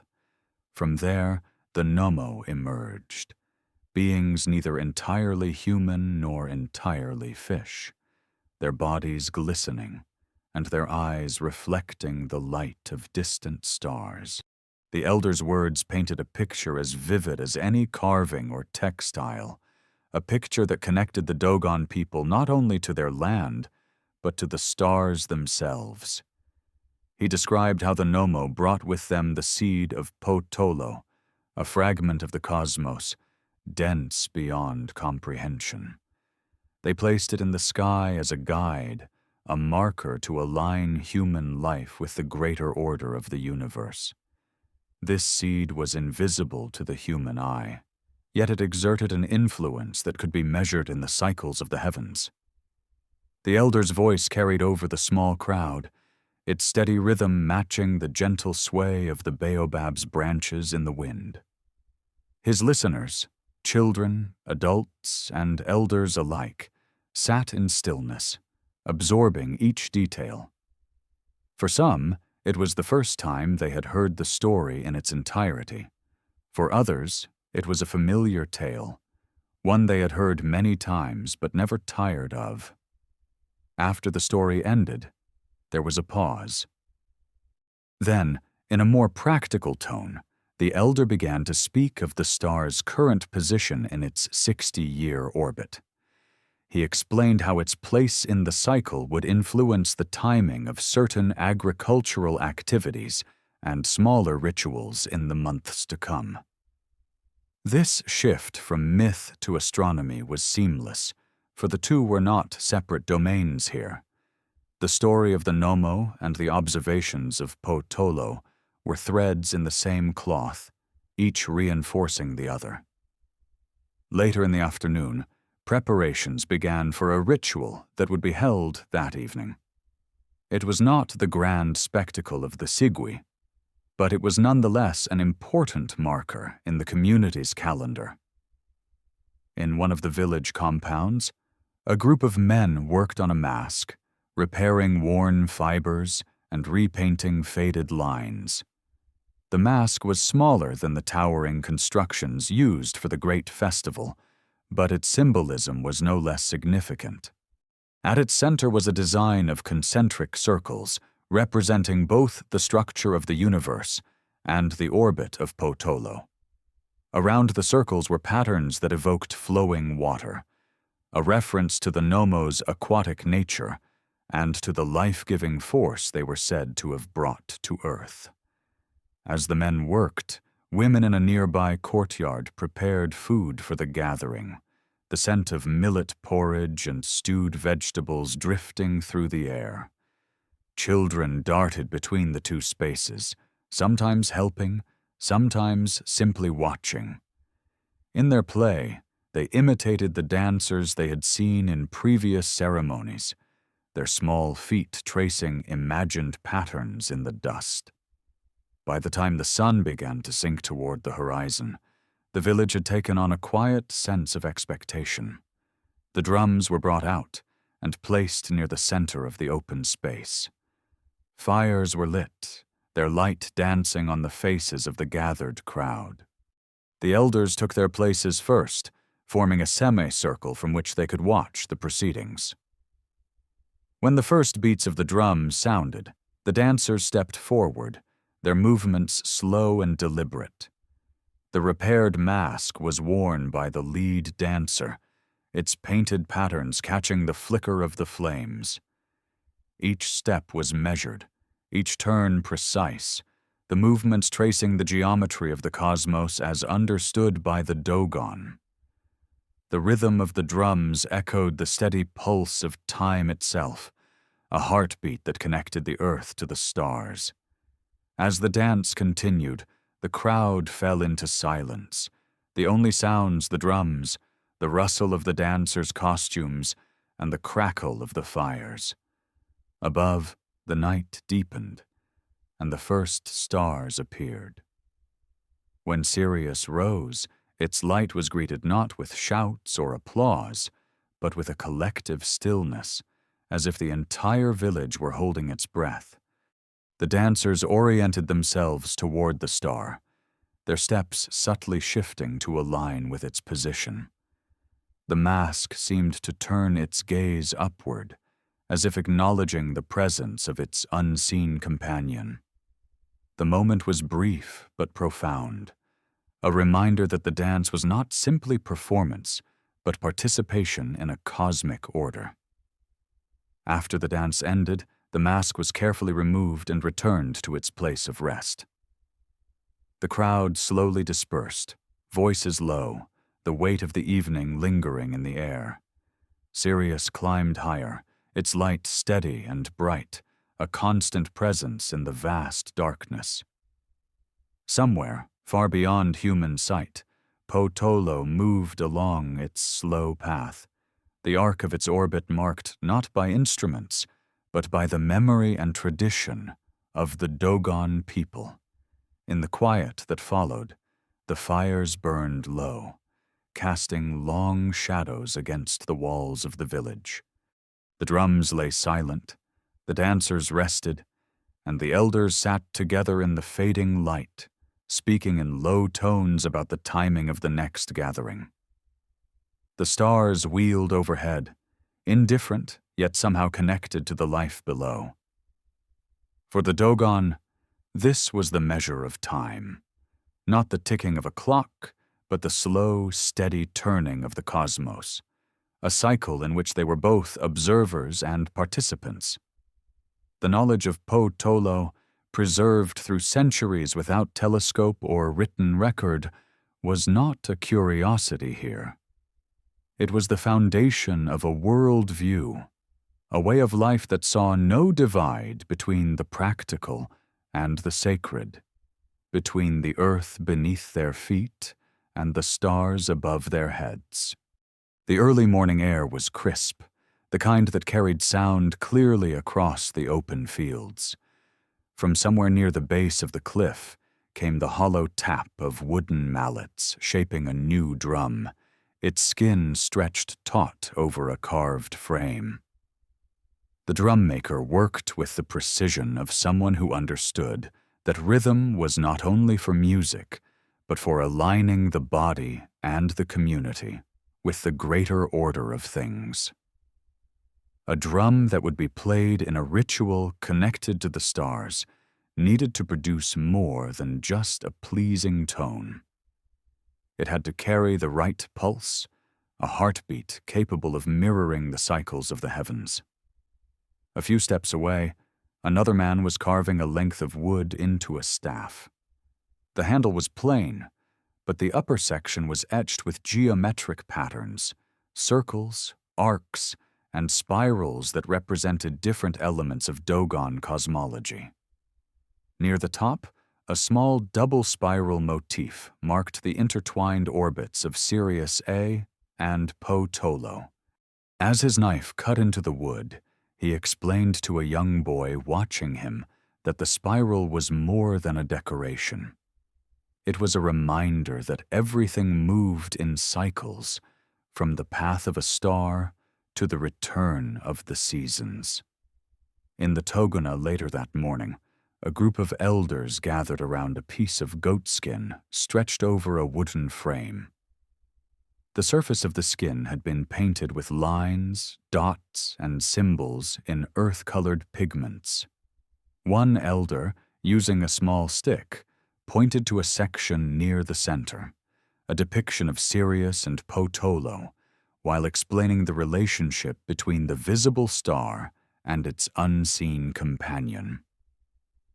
He spoke of the 60-year cycle, the way Potolo's orbit sped up when it was closer to Sirius A, and slowed when it was farther away. His words were accompanied by hand gestures that traced the shapes in the air, as though mapping the path in an invisible sky above their heads. The others nodded in agreement, occasionally adding details or clarifying points for the younger men seated at the edge of the gathering. The discussion moved easily between astronomy, agriculture, and ritual, reflecting the Dogon understanding that all were interconnected. After the meeting, one of the younger men walked with an elder to a narrow outcrop overlooking the plains. From here, the horizon stretched unbroken, a perfect line dividing earth and sky. The elder pointed to the southeast, explaining where Sirius would rise that night and how its position related to the current stage of the agricultural cycle. He noted the changes in its timing from one month to the next, demonstrating with the sweep of his hand how the star's shifting position was used to mark the progress of the seasons. The young man asked about Potolo, how they knew where it was if they could not see it. The elder smiled faintly, saying that just as a farmer knew where the seed lay buried before the first green shoot appeared, so too did they know the hidden star's place in the sky. As the day wore on, the village prepared for a small but significant evening ceremony. Women pounded grain in tall mortars, the steady beat blending with the distant sound of the new drum being tested. The smell of food cooking over open fires drifted through the air, mingling with the dry scent of dust. Children ran through the narrow alleys, their laughter echoing off the walls, while men gathered the ceremonial objects that would be used that night. Among these was the newly carved staff, its patterns now finished and polished to a warm sheen. The sun dropped toward the horizon, casting the cliffs in deep orange light. Shadows stretched across the fields, and the air began to cool. The people assembled in the open space at the center of the village, the new drum placed at the heart of the gathering. The elders took their seats first, followed by the dancers, who wore costumes adorned with fiber, shells, and painted wood. One dancer carried the staff. Another wore a small but elaborately decorated mask, whose concentric designs echoed the orbits of stars.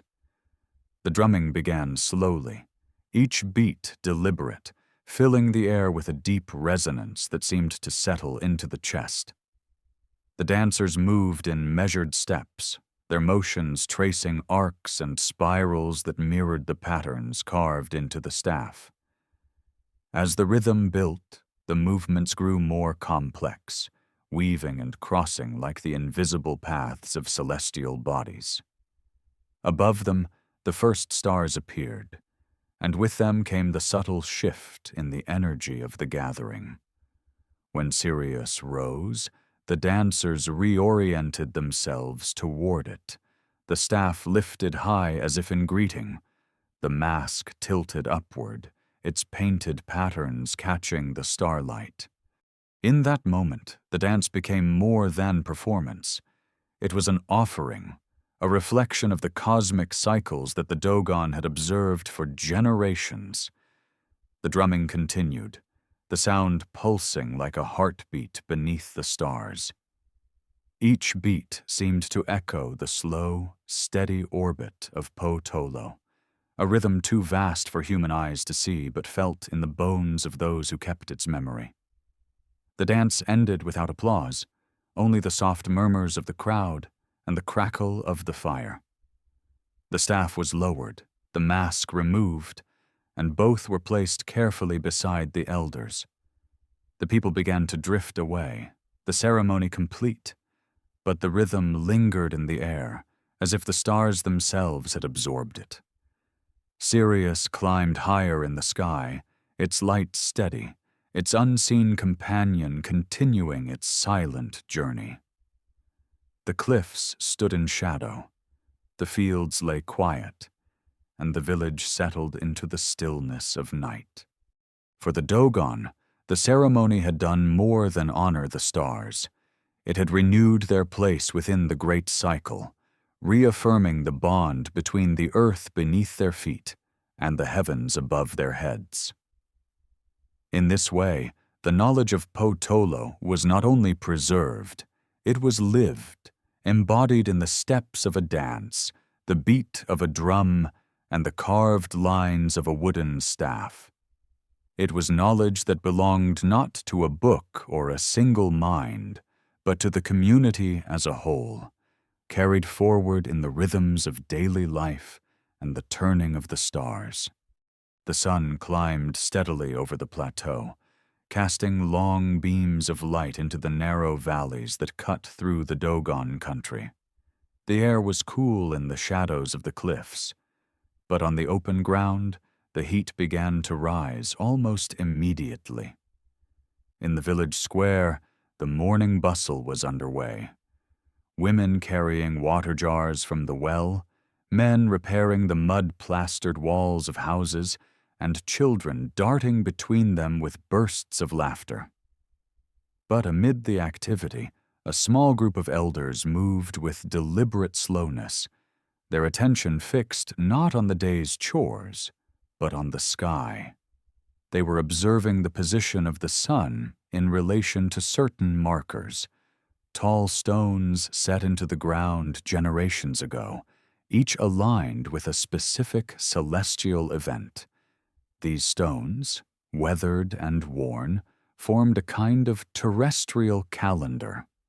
When the sun rose or set directly over a particular stone, it signaled a shift in the agricultural and ritual cycles. Today's alignment marked the approach of a period when Sirius would reach a certain position in the pre-dawn sky, a position significant for reasons that blended practical timing with cosmic meaning. One elder, squinting against the sunlight, explained to a younger man beside him how this alignment fit into the greater 60-year cycle of Potolo's orbit. He traced the path in the air with his hand, showing how the invisible star's position could be inferred from the movements of its bright companion. His tone was patient but firm, as if to impress upon his listener that this knowledge was not simply a curiosity, it was a responsibility. Later in the morning, the same elder made his way to a small shrine at the edge of the village. The shrine was little more than a low stone structure, shaded by a gnarled tree, but its significance was deep. Inside, protected from the elements, were several carved figures representing the Nommo. Their forms were stylized, elongated bodies, wide eyes, and fins merging into limbs, each one smoothed by years of handling during rituals. The elder placed a small offering of grain and water before the figures, speaking in a low voice as he did so. His words were not for human ears alone. They were part of a dialogue with the forces the Nommo represented, forces tied to the order of the cosmos and the cycles of the stars. In the afternoon, preparations began for a teaching session in the Toguna. Younger men and boys gathered in the shaded space, sitting cross-legged on the packed earth. One of the elders brought with him a flat wooden board covered in symbols drawn with chalky white pigment. The largest symbol was an oval with 2 points, Sirius A and Potolo, connected by a curved line. Around the oval were smaller markings indicating other stars and celestial events. The elder began by recounting the story of the Nommo's gift of knowledge, but he soon shifted into a more technical explanation of Potolo's movement. He spoke of its extraordinary density, comparing it to a grain of fonio, small yet impossibly heavy. He described how its orbit was not a perfect circle, but an ellipse, a shape that caused it to move faster when closer to Sirius and slower when farther away. The young men listened intently, occasionally asking questions.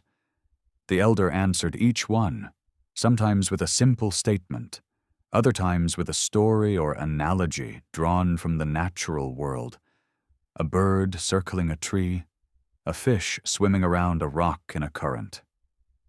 These images grounded the abstract concept of an invisible star in everyday experience, making it both comprehensible and memorable.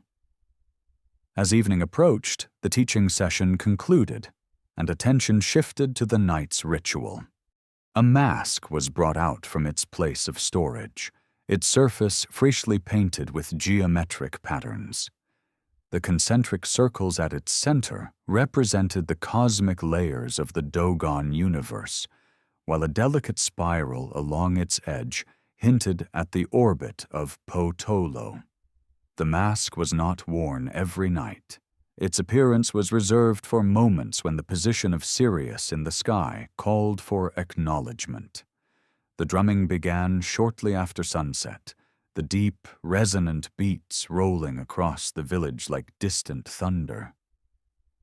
The dancer wearing the mask stepped into the open space, his movements slow and deliberate at first. With each beat of the drum, his steps traced patterns in the dust, arcs, spirals, and crossings that mirrored the cycles of the stars. The elders watched closely, noting the precision of his movements.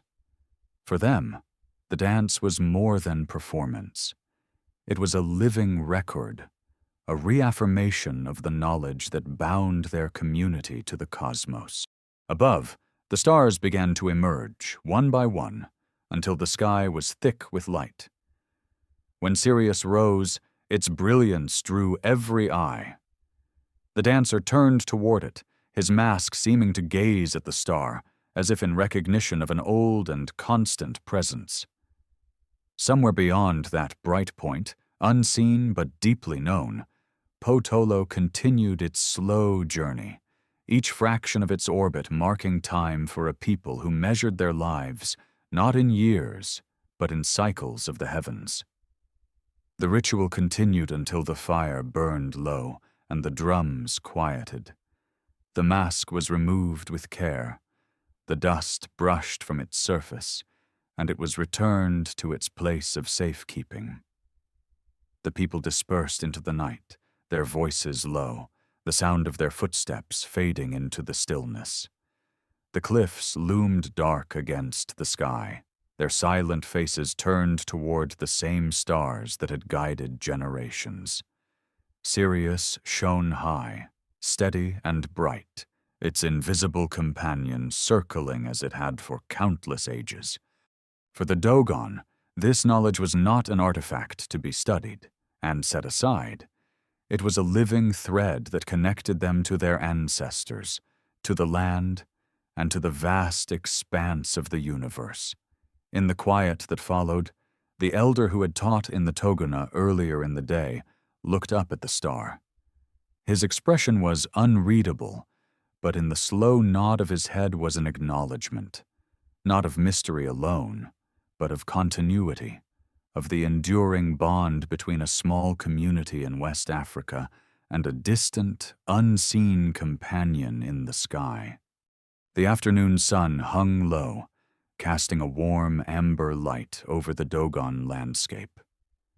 Shadows stretched long across the terraced fields, and the stone walls of the houses glowed with the same earthy hue as the cliffs behind them. In the village, A sense of quiet focus had settled.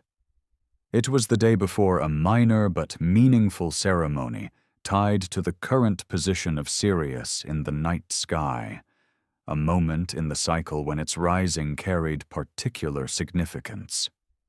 In one of the compounds, an elder sat on a low wooden stool, smoothing a piece of goatskin stretched tightly over a small frame. The skin had been painted with intricate patterns, curved lines, concentric circles, and small dots arranged with deliberate precision. This was not art for its own sake. It was a teaching tool, a visual map of the cosmos as the Dogon understood it. At its center was Sirius, represented by a bold white circle. Near it, a smaller dot marked Potolo, its orbit traced by an elongated loop that intersected other symbols representing points in the cycle. As he worked, the elder explained the meaning of each symbol to a young boy sitting at his feet. He described how Potolo's movement was not constant in speed, but varied depending on its distance from Sirius. He spoke of its density, comparing it to a seed so heavy that no man could lift it, a weight that belonged to the realm of the stars. The boy listened with wide eyes, occasionally asking questions that were answered with patience. The conversation moved easily between the mechanics of the orbit and the mythic history of the Nommo, who had brought this knowledge to the Dogon in the distant past. The elder spoke of how the Nommo had given not just information, but a way of living in harmony with the cycles of the heavens. By late afternoon, preparations for the evening's gathering were underway. The open space at the center of the village was swept clean, and a fire was built in its center. The drummers began to gather, tuning the taut skins of their instruments and testing rhythms that echoed off the surrounding walls. Women prepared food in large clay pots, the scent of cooking mingling with the dry scent of dust and the faint sweetness of burning wood. As the sun dipped lower, the mask to be used that night was brought from its place of safekeeping. It was smaller than the towering masks of the Sigui, but its design carried the same depth of meaning. Painted in red, white, and black, its central motif was a spiral, representing the intertwined paths of Sirius and Potolo. Around it, smaller patterns evoked flowing water, a nod to the Nommo's aquatic nature and their role as bringers of life. The dancer who would wear the mask prepared in silence, his body covered in fiber skirts and painted patterns that matched those of the mask. By the time the fire was lit, the village had gathered.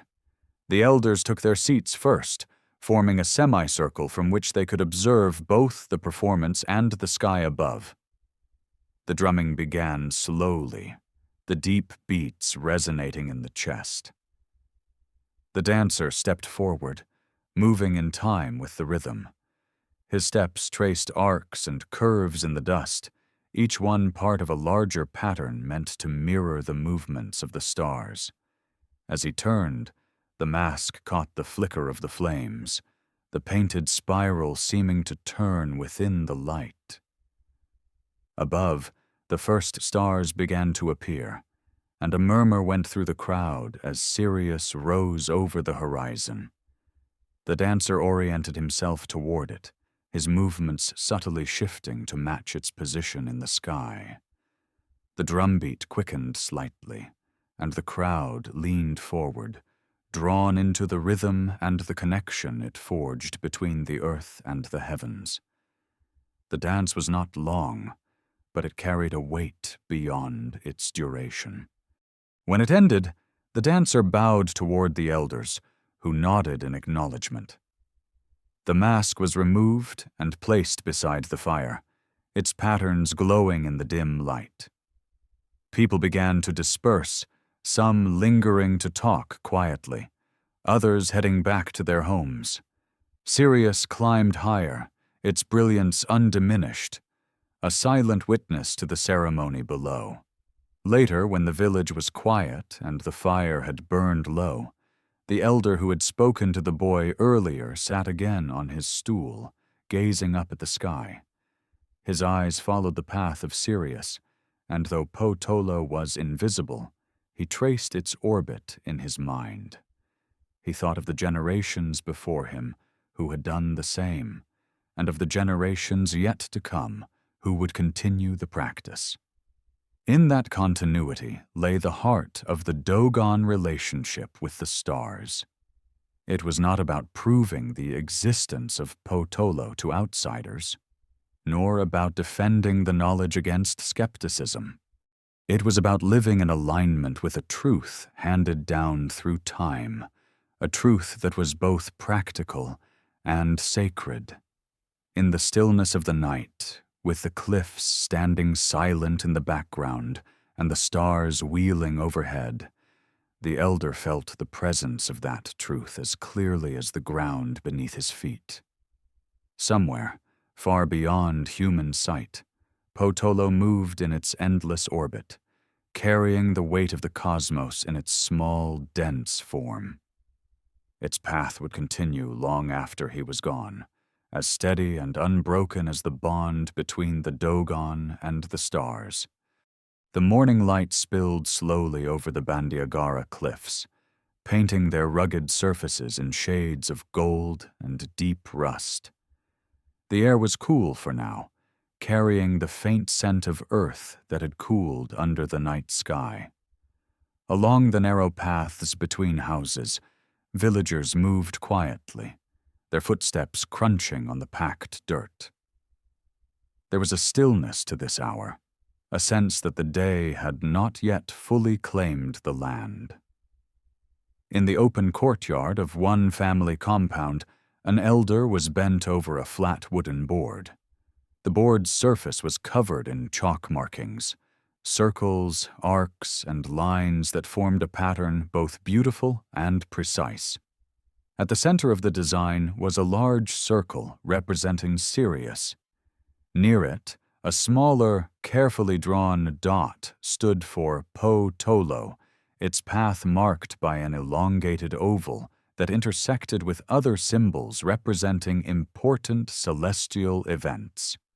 The elder's hand moved slowly across the board, adjusting a line here, sharpening a curve there, as a group of young men and boys watched intently. He explained in the Dogon language how the position of Sirius in the current season related to the hidden movement of Potolo. His words blended astronomical detail with metaphor, likening the invisible star's motion to a fish swimming in deep, dark water, present and in motion even when unseen. When the lesson ended, the markings were wiped away, leaving the board clean. This erasure was as deliberate as the drawing itself. The knowledge was not meant to be left lying in plain view. It lived in memory, in the minds of those who had earned the right to hold it. Later in the day, the Toguna filled with men sitting in the cool shade. The low roof forced them to remain seated, an architectural reminder to speak with care and avoid heated argument. The conversation ranged from the timing of the coming rains to the sequence of rituals that would follow.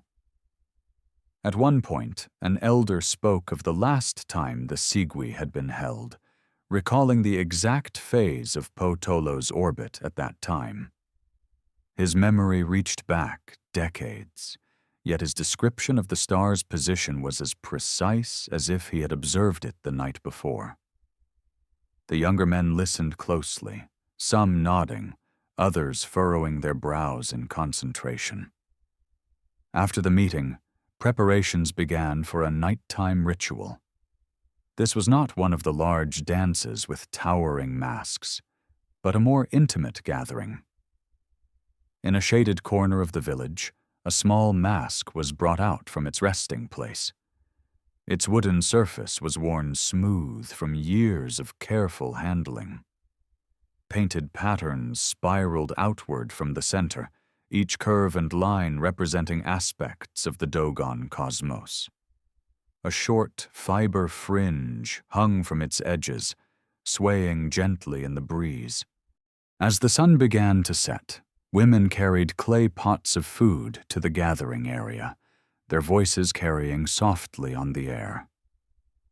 Children played nearby, occasionally stopping to watch as the elders arranged the space. A fire was built in the center, its crackling soon accompanied by the deep tones of the drums. The masked dancer emerged from the shadows, his steps slow and deliberate. The rhythm of the drums was steady, unhurried, allowing each movement to resonate. The patterns traced in the dust by his feet echoed the arcs and ellipses that had been drawn earlier that morning. The elders watched closely, their expressions calm but focused, as if measuring the accuracy of each turn against an unseen map in the sky. As darkness deepened, the first stars appeared, scattered across the vast black dome above. The crowd's attention shifted upward, scanning for the moment when Sirius would rise. When it did, its light was clear and strong, a cold blue-white that seemed to pulse faintly in the crisp night air. The dancer turned toward it, the spiral on the mask catching both firelight and starlight in a way that made it seem to move on its own. The drums adjusted their rhythm, matching the change in the dance. This was the point in the ritual when the movements were said to align with the invisible path of Po-Tolo. The crowd remained silent, the only sounds the drums, the soft shuffle of the dancer's feet, and the occasional crack of the fire. In that silence, the presence of the unseen star felt almost tangible, not through sight, but through the weight of tradition, memory, and collective focus. The ceremony concluded quietly. The mask was removed and returned to its resting place. The fire was allowed to die down, leaving the village bathed in the pale light of the moon and stars. Sirius climbed higher, its unseen companion moving with it through the depths of space, unseen yet known. In the stillness that followed, the elders lingered, speaking softly about the timing of future gatherings. Their conversation drifted easily between matters of the land, water sources, planting schedules, and the positions of the stars. For them, these were not separate subjects. They were parts of the same whole. As the night wore on, the village settled into sleep. The cliffs loomed dark against the sky, the wind whispering through the dry grass.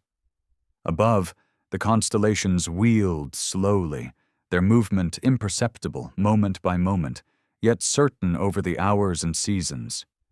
And somewhere within that vast turning, Po-Tolo traced its path, steady and enduring.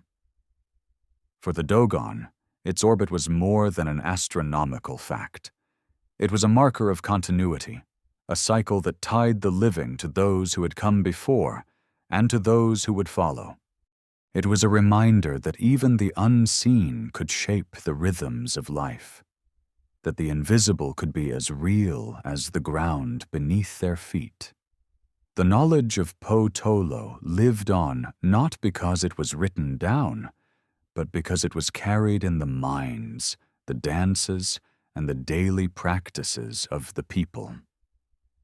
In this way, the bond between a small community on the edge of the Sahel and a dense, unseen star 8 light-years away remained unbroken, a thread of connection stretched across both space and time.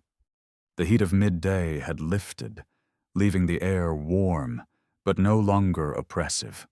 A gentle wind moved across the plateau, carrying with it the smell of dry grass and the faint, metallic tang of sun-warmed stone. in the shadow of a narrow alley between two mud-brick houses. An elder sat with a younger man, both leaning against the cool wall. Between them lay a flat slab of stone, its surface scratched with faint, shallow lines that caught the light at certain angles. The elder traced a curved groove with his finger, explaining in the Dogon language how this line represented the path of Po-Tolo in its long orbit around Sirius A. His voice was calm, deliberate, and unhurried, as if each word was meant to be placed precisely in the younger man's memory. The conversation shifted easily between the astronomical and the practical. The elder spoke of how the star's position in the current phase of its orbit would align with certain changes in weather patterns, how these changes would influence the timing of planting for the next season. To the younger man, the lesson was as much about reading the land as it was about reading the sky. For the Dogon, the two were inseparable. The cycles of the heavens and the cycles of the earth were part of the same living system. Later in the afternoon, the elder joined others in the Toguna for a broader discussion. The shaded, low-roofed structure was filled with men seated in a wide circle, their conversation moving from one topic to the next, with the unhurried rhythm of people accustomed to thinking in long spans of time. They spoke of the last great Sigui, recalling where Sirius had been in the sky during its opening days, and how Po-Tolo's position had influenced the sequence of the ceremonies. The stories were not told in the language of nostalgia, but as living reference points, part of the ongoing work of aligning the community with the larger order of the universe. Outside, the sun slid toward the horizon, turning the cliffs into towering silhouettes. In the open space at the center of the village, preparations began for a small dance to mark Sirius's current place in its annual cycle. A mask was brought from its storage place, wrapped carefully in layers of cloth. When the final covering was removed, the wooden surface revealed a design of spirals and arcs, painted in deep red and bright white. The spiral at its center echoed the twin paths of Sirius A and Po-Tolo, winding around each other in an endless pattern. The dancer who would wear the mask prepared in silence, adjusting the fiber skirt and tightening the straps that would hold the mask in place. When the first drumbeat sounded, deep and resonant, the dancer stepped forward into the open space. The crowd formed a wide circle around him, leaving room for the arcs and turns of the dance. His steps were deliberate, each one tracing a shape in the dust that corresponded to a part of the cosmic map. The drumming remained steady, like a heartbeat, while the dancer's movements shifted subtly with the rhythm, as though guided by something beyond the sound alone. Above, the first stars emerged, scattered across the darkening sky. A hush fell over the crowd as Sirius rose, its cold blue light cutting through the night. The dancer turned toward it, and the mask seemed to gaze upward as if recognizing an old companion. The elders nodded slightly, acknowledging the moment. For them, it was not simply the appearance of a bright star, it was the re-entry of Sirius into a specific place in the larger cycle, a marker in the invisible orbit of Po-Tolo. The dance continued for a time, the arcs in the dust becoming more complex, the rhythm of the drums deepening. The firelight flickered across the mask's painted spiral, making it seem alive, turning in response to the unseen turning of the heavens. When the final beat sounded, the dancer bowed toward the elders and stepped back. The mask was removed and placed carefully on a woven mat, the dust gently brushed from its surface. The crowd began to disperse, their voices low, as if reluctant to disturb the quiet that had settled over the square. Sirius climbed higher, its brilliance undimmed. Somewhere in its shadow, Potolo moved steadily through space, carrying in its dense, unseen body the weight of the stories and knowledge that had been passed down for generations. Long after the gathering ended, a few of the elders remained outside, seated near the dying embers of the fire. They spoke softly about the precision of the dance, about the timing of the drums, and about how both had matched the star's position that night. For them, the ritual was more than symbolic. It was a form of calibration, a way of ensuring that their own lives and the life of the village remained in step with the greater rhythm of the cosmos. In the stillness that followed, the cliffs stood dark against the star-filled sky, their shapes unchanged for centuries. The constellations wheeled slowly overhead, and Sirius continued its steady ascent, the unseen Potolo tracing its long, elliptical path. For the Dogon, there was no urgency in watching. The cycle would take decades to complete, and they would follow it as their ancestors had, one step, one dance, one night at a time.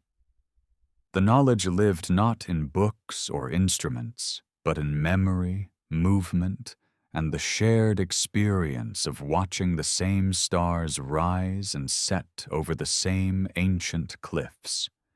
And so the invisible companion of Sirius remained present in the life of the community, not because it could be seen, but because it was known, carried in the rhythms of work and ceremony, in the arcs traced by dancers' feet, and in the quiet understanding that the unseen was as real as the world beneath their feet. The dawn came with a thin mist clinging to the base of the cliffs, softening the sharp lines of stone against the pale sky. The air was cool and still, carrying the faint scent of wet earth from a rare night of light rain far in the distance. In the quiet hours before the village fully stirred, an elder walked slowly toward a raised rock ledge overlooking the plains. His bare feet knew the path well, each stone and bend familiar from decades of walking this same route. The ledge was a favored place for observing the sky, its wide view unobstructed by cliffs or trees. From here, he could mark the positions of stars with the precision of long habit, noting subtle changes invisible to most eyes. He carried with him no tools, no telescope, no chart, only the deep memory of where each star belonged and how its place shifted over the days and seasons. This morning, he studied the fading stars of the western sky, then turned his gaze towards the east, where the light of dawn was beginning to erase the darkness. Sirius would not rise until later in the year at this hour, but his mind moved easily through the calendar of the heavens, recalling where it would be on nights to come. As he sat on the rock ledge, a younger man joined him, carrying a gourd of water. They drank in silence for a moment before the elder began to speak.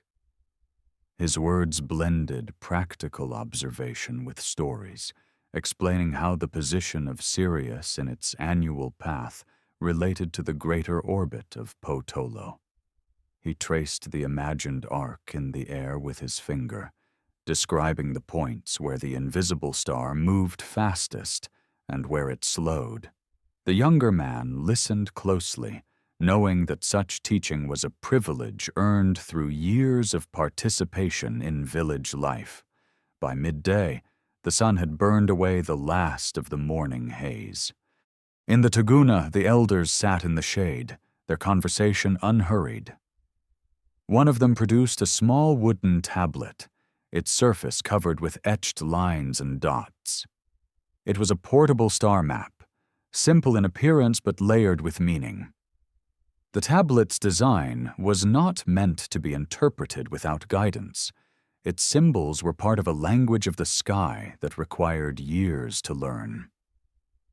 The elders discussed the upcoming cycle of rituals, deciding when certain masks would be brought out and when specific dances would be performed.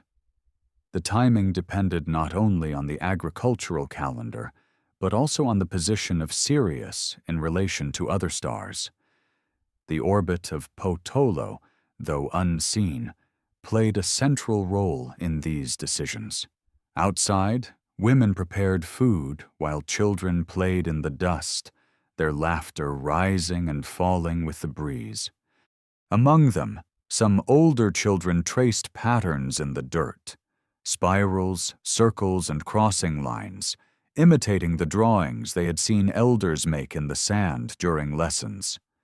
Their games were not purely for amusement. Even in play, they were absorbing the shapes and symbols that formed the foundation of their community's cosmic knowledge. As the sun lowered toward the horizon, preparations began for the evening ceremony. A mask was brought from its storage place, unwrapped from layers of cloth to reveal a surface painted in rich earth tones. At its center was a bold white spiral, the emblem of the intertwined paths of Sirius and Potolo. The dancer chosen for the night moved through his preparations with quiet focus, adjusting the fiber skirt and testing the mask's fit. When the first drumbeats sounded, deep and steady, the crowd gathered in a wide circle around the fire. The dancer stepped forward, his movements deliberate, each step and turn tracing an arc in the dust. The elders watched intently, their eyes shifting between the dancer and the darkening sky. As the stars emerged one by one, the anticipation grew. When Sirius finally rose, its light sharp and steady, the dancer oriented himself toward it. The spiral on the mask caught the flicker of the firelight, seeming to turn in rhythm with the star's unseen companion. The drums shifted subtly, their beat now echoing the imagined pace of Potolo's long orbit. The crowd remained silent, every gaze fixed on the alignment of earth and sky. In that moment, the invisible became present, not through sight, but through shared recognition, the weight of a tradition carried by countless generations. The dance continued, the arcs and spirals in the dust building into a pattern that mirrored the cosmic map preserved in memory and ritual. When the final beat of the drum sounded, the dancer bowed towards the elders, and the mask was removed with care. It was returned to its cloth wrappings, the dust brushed gently from its surface, and it was placed back in its resting place. The crowd dispersed slowly, their voices low, as if reluctant to break the stillness. Sirius climbed higher, its brilliance unchallenged in the vast dark sky. Somewhere beside it, Potolo moved in silence, marking another fraction of its 60-year journey. Long after the ceremony ended, the elder who had begun his day on the rock ledge remained outside, seated near the fading embers of the fire. His eyes were fixed on the star, his thoughts stretching across the distance between them. He knew he would never see Potolo with his eyes, but he also knew it as surely as he knew the shape of the cliffs or the sound of the drums. For him, its existence was not a question. It was a certainty, grounded in the unbroken chain of observation, teaching, and ritual that linked him to the ancestors before him and to the generations yet to come. In the cool quiet of the night, the bond between earth and sky felt unshakable, as constant as the turning of the heavens themselves. The day began under a sky so clear it seemed to stretch without end. the horizon shimmering faintly where the heat was already rising from the plains. The cliffs stood in silent watch, their weathered faces carved by centuries of wind and rain. In the village below, the morning rhythm unfolded in quiet order. Women walking to the well with clay jars balanced on their heads, men repairing walls and roofs before the sun's heat became too intense, children darting through narrow passageways in bursts of laughter. In the shaded space of the Toguna, the elders gathered for a discussion that would span hours. This was not idle conversation. It was the careful weaving together of observation, memory, and decision. The topic today was both practical and cosmic, the timing of an important planting and how it aligned with the current phase of Sirius in the night sky. The leader of the council, a man whose hair was as white as limestone dust, leaned forward to speak. His voice was measured and deliberate as he described where Sirius would rise in the coming weeks and how its position corresponded to the invisible path of Potolo. He gestured with his hands, tracing an elongated oval in the air, showing how the unseen star's motion influenced the greater cycle. The others listened closely, some nodding in agreement, others adding details from their own observations. For the Dogon, this blending of agricultural planning with celestial knowledge was not unusual. It was the natural way of ensuring that life on Earth remained aligned with the larger order of the universe. Later in the morning, a young apprentice joined one of the elders for a walk to a high plateau overlooking the plains. The elder carried nothing but a long wooden staff, its upper section carved with spirals, arcs, and dots that represented the movements of the stars. As they reached the plateau, the elder stopped and pointed to the southeastern horizon. He explained that Sirius's position there during the pre-dawn hours marked a transition point in the agricultural calendar. The apprentice asked about Potolo, and the elder answered with a story, how the Nommo had brought the knowledge of the star's orbit to the Dogon, and how its 60-year cycle continued to guide them in ways both practical and sacred. The explanation was not purely scientific, nor purely mythic. It was both, woven into a single thread. By midday, the heat drove most activity into the shade.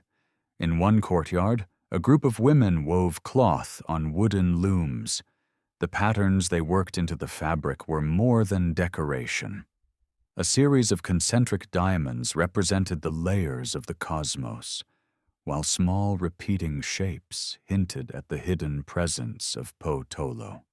The women worked quickly, their hands moving in practiced rhythm, occasionally pausing to speak or to adjust the tension of the threads. Nearby, children watched and imitated the movements with lengths of spare fiber, turning play into practice. As the afternoon passed, the village began preparing for a ceremony to be held that evening. It was not one of the grand Sigui dances, but it carried its own importance. A mask was brought out from its storage, wrapped in cloth to protect its painted surface. When unwrapped, the mask revealed a central spiral, painted in white against a deep red background, with smaller patterns radiating outward like ripples on water. The spiral represented the intertwined paths of Sirius and Potolo, their endless motion in the dark beyond sight. As the sun set, the air cooled, and people gathered in the open square. The drummers sat in a semicircle, testing the taut skins of their instruments. The first beats were slow, each one resonating through the ground. The masked dancer stepped forward, his body covered in fiber skirts and painted patterns that matched the designs on the mask. His movements began with measured steps, tracing arcs in the dust that mirrored the star paths known to the elders. Above, the first stars appeared, and the crowd grew silent. When Sirius rose over the horizon, its light cut sharply through the darkness. The dancer turned toward it, the spiral on the mask seeming to catch the star's light and turn with it. The rhythm of the drums shifted, echoing the imagined pace of Potolo's orbit. The crowd watched in stillness, the connection between earth and sky palpable in the cool night air. The dance continued until the final beat faded. The dancer bowed to the elders, then stepped back into the shadows. The mask was removed and rewrapped, its patterns hidden once more until the next appointed time. People began to disperse, their conversations low as Sirius climbed higher in the sky. Somewhere, far beyond human sight, Potolo moved in silence, completing another small part of its 60-year journey. Later, by the fading embers of the fire, the elders spoke quietly about the ceremony. They discussed the precision of the dance, the timing of the drum beats, and how both had aligned with the star's position that night. For them, these were not aesthetic judgments. They were calibrations, ways of ensuring that the life of the community remained in step with the great cycles above. The cliffs stood dark against the star-filled sky, the wind carrying the faint sound of an owl's call. Sirius shone bright and steady, its unseen companion tracing a path that had been known here for generations, without the aid of telescopes or written charts. In the minds of the Dogon, the orbit of Potolo was not a mystery to be solved, but a truth to be lived. A rhythm measured not in hours or days, but in decades, and passed from one lifetime to the next in the steady heartbeat of the land and the stars. The night had settled over the cliffs with a depth that seemed to pull the stars closer. The air was cool and still, broken only by the occasional whisper of wind sliding along the rock face. In the open square of the village, the last of the evening fires smoldered, their embers glowing faintly in the dark. Most of the community had already retreated indoors, but a small group of elders remained seated near the Tuguna, their outlines barely visible in the dim starlight. They spoke in low voices, their words drifting between silence, as if allowing the pauses to hold as much meaning as the speech itself. One elder held a long wooden staff across his knees, its carved spirals and dots tracing the orbits of Sirius and Potolo. He ran his fingers slowly over the grooves, as though feeling the movement of the stars through the texture of the wood. Beside him, another elder tilted his head toward the horizon, watching for the moment when Sirius would clear the distant line of hills. In the far distance, the faint sound of a drum carried on the wind. Not part of a ceremony, but the idle playing of a young man somewhere on the edge of the village. The steady beat blended with the silence, becoming almost indistinguishable from the pulse of the night. When Sirius finally rose, its light cut a narrow, brilliant path across the darkness. The elders fell quiet, their eyes fixed on the star. They did not look for Potolo. They knew it was there, moving unseen, its presence measured not in sight but in memory, in cycles that spanned longer than a human lifetime. The staff was lifted slightly, as though in greeting, before being set back down across the elder's knees. In a nearby courtyard, a child lay awake on a woven mat, the night air cool against his skin. He stared upward, following the slow wheel of the constellations. His gaze found Sirius easily. It was the first star his grandfather had ever pointed out to him, the one he had been told would guide him through the seasons. He did not yet understand the full meaning of Potolo or the 60-year cycle, but the story was already taking root. In time, he would learn the drawings, the dances, the words of the chants. For now, it was enough to know that the star above him was more than just a point of light. It was a marker in the great pattern that connected him to those who had come before. The night deepened. The wind shifted slightly, carrying the scent of dust and dry grass.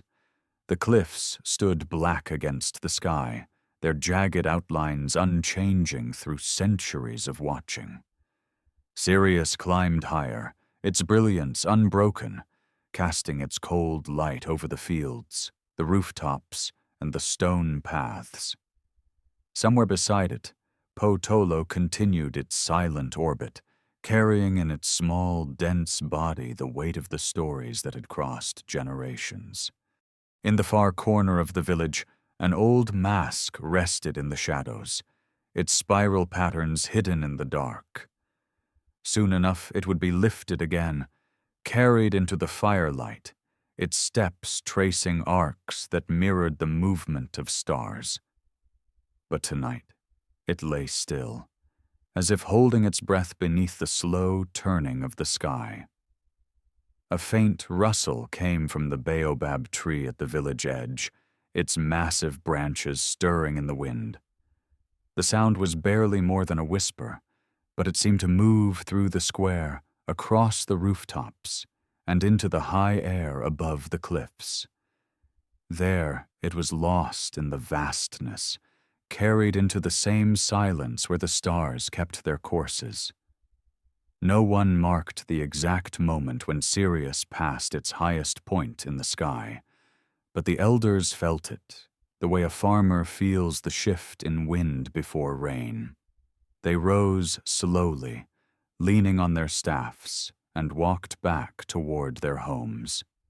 Their steps were steady, their eyes still drawn upward, as if to fix in memory the star's place before the horizon swallowed it once again in the coming dawn. The square emptied. The last embers of the fires faded into the dark, leaving the village lit only by starlight. Above, the great arc of the heavens turned on, unhurried and unbroken, as it had since long before the first story of the Nommo was told. And far beyond the reach of any human eye, Potolo moved through its endless path, a silent, invisible witness to the life unfolding below.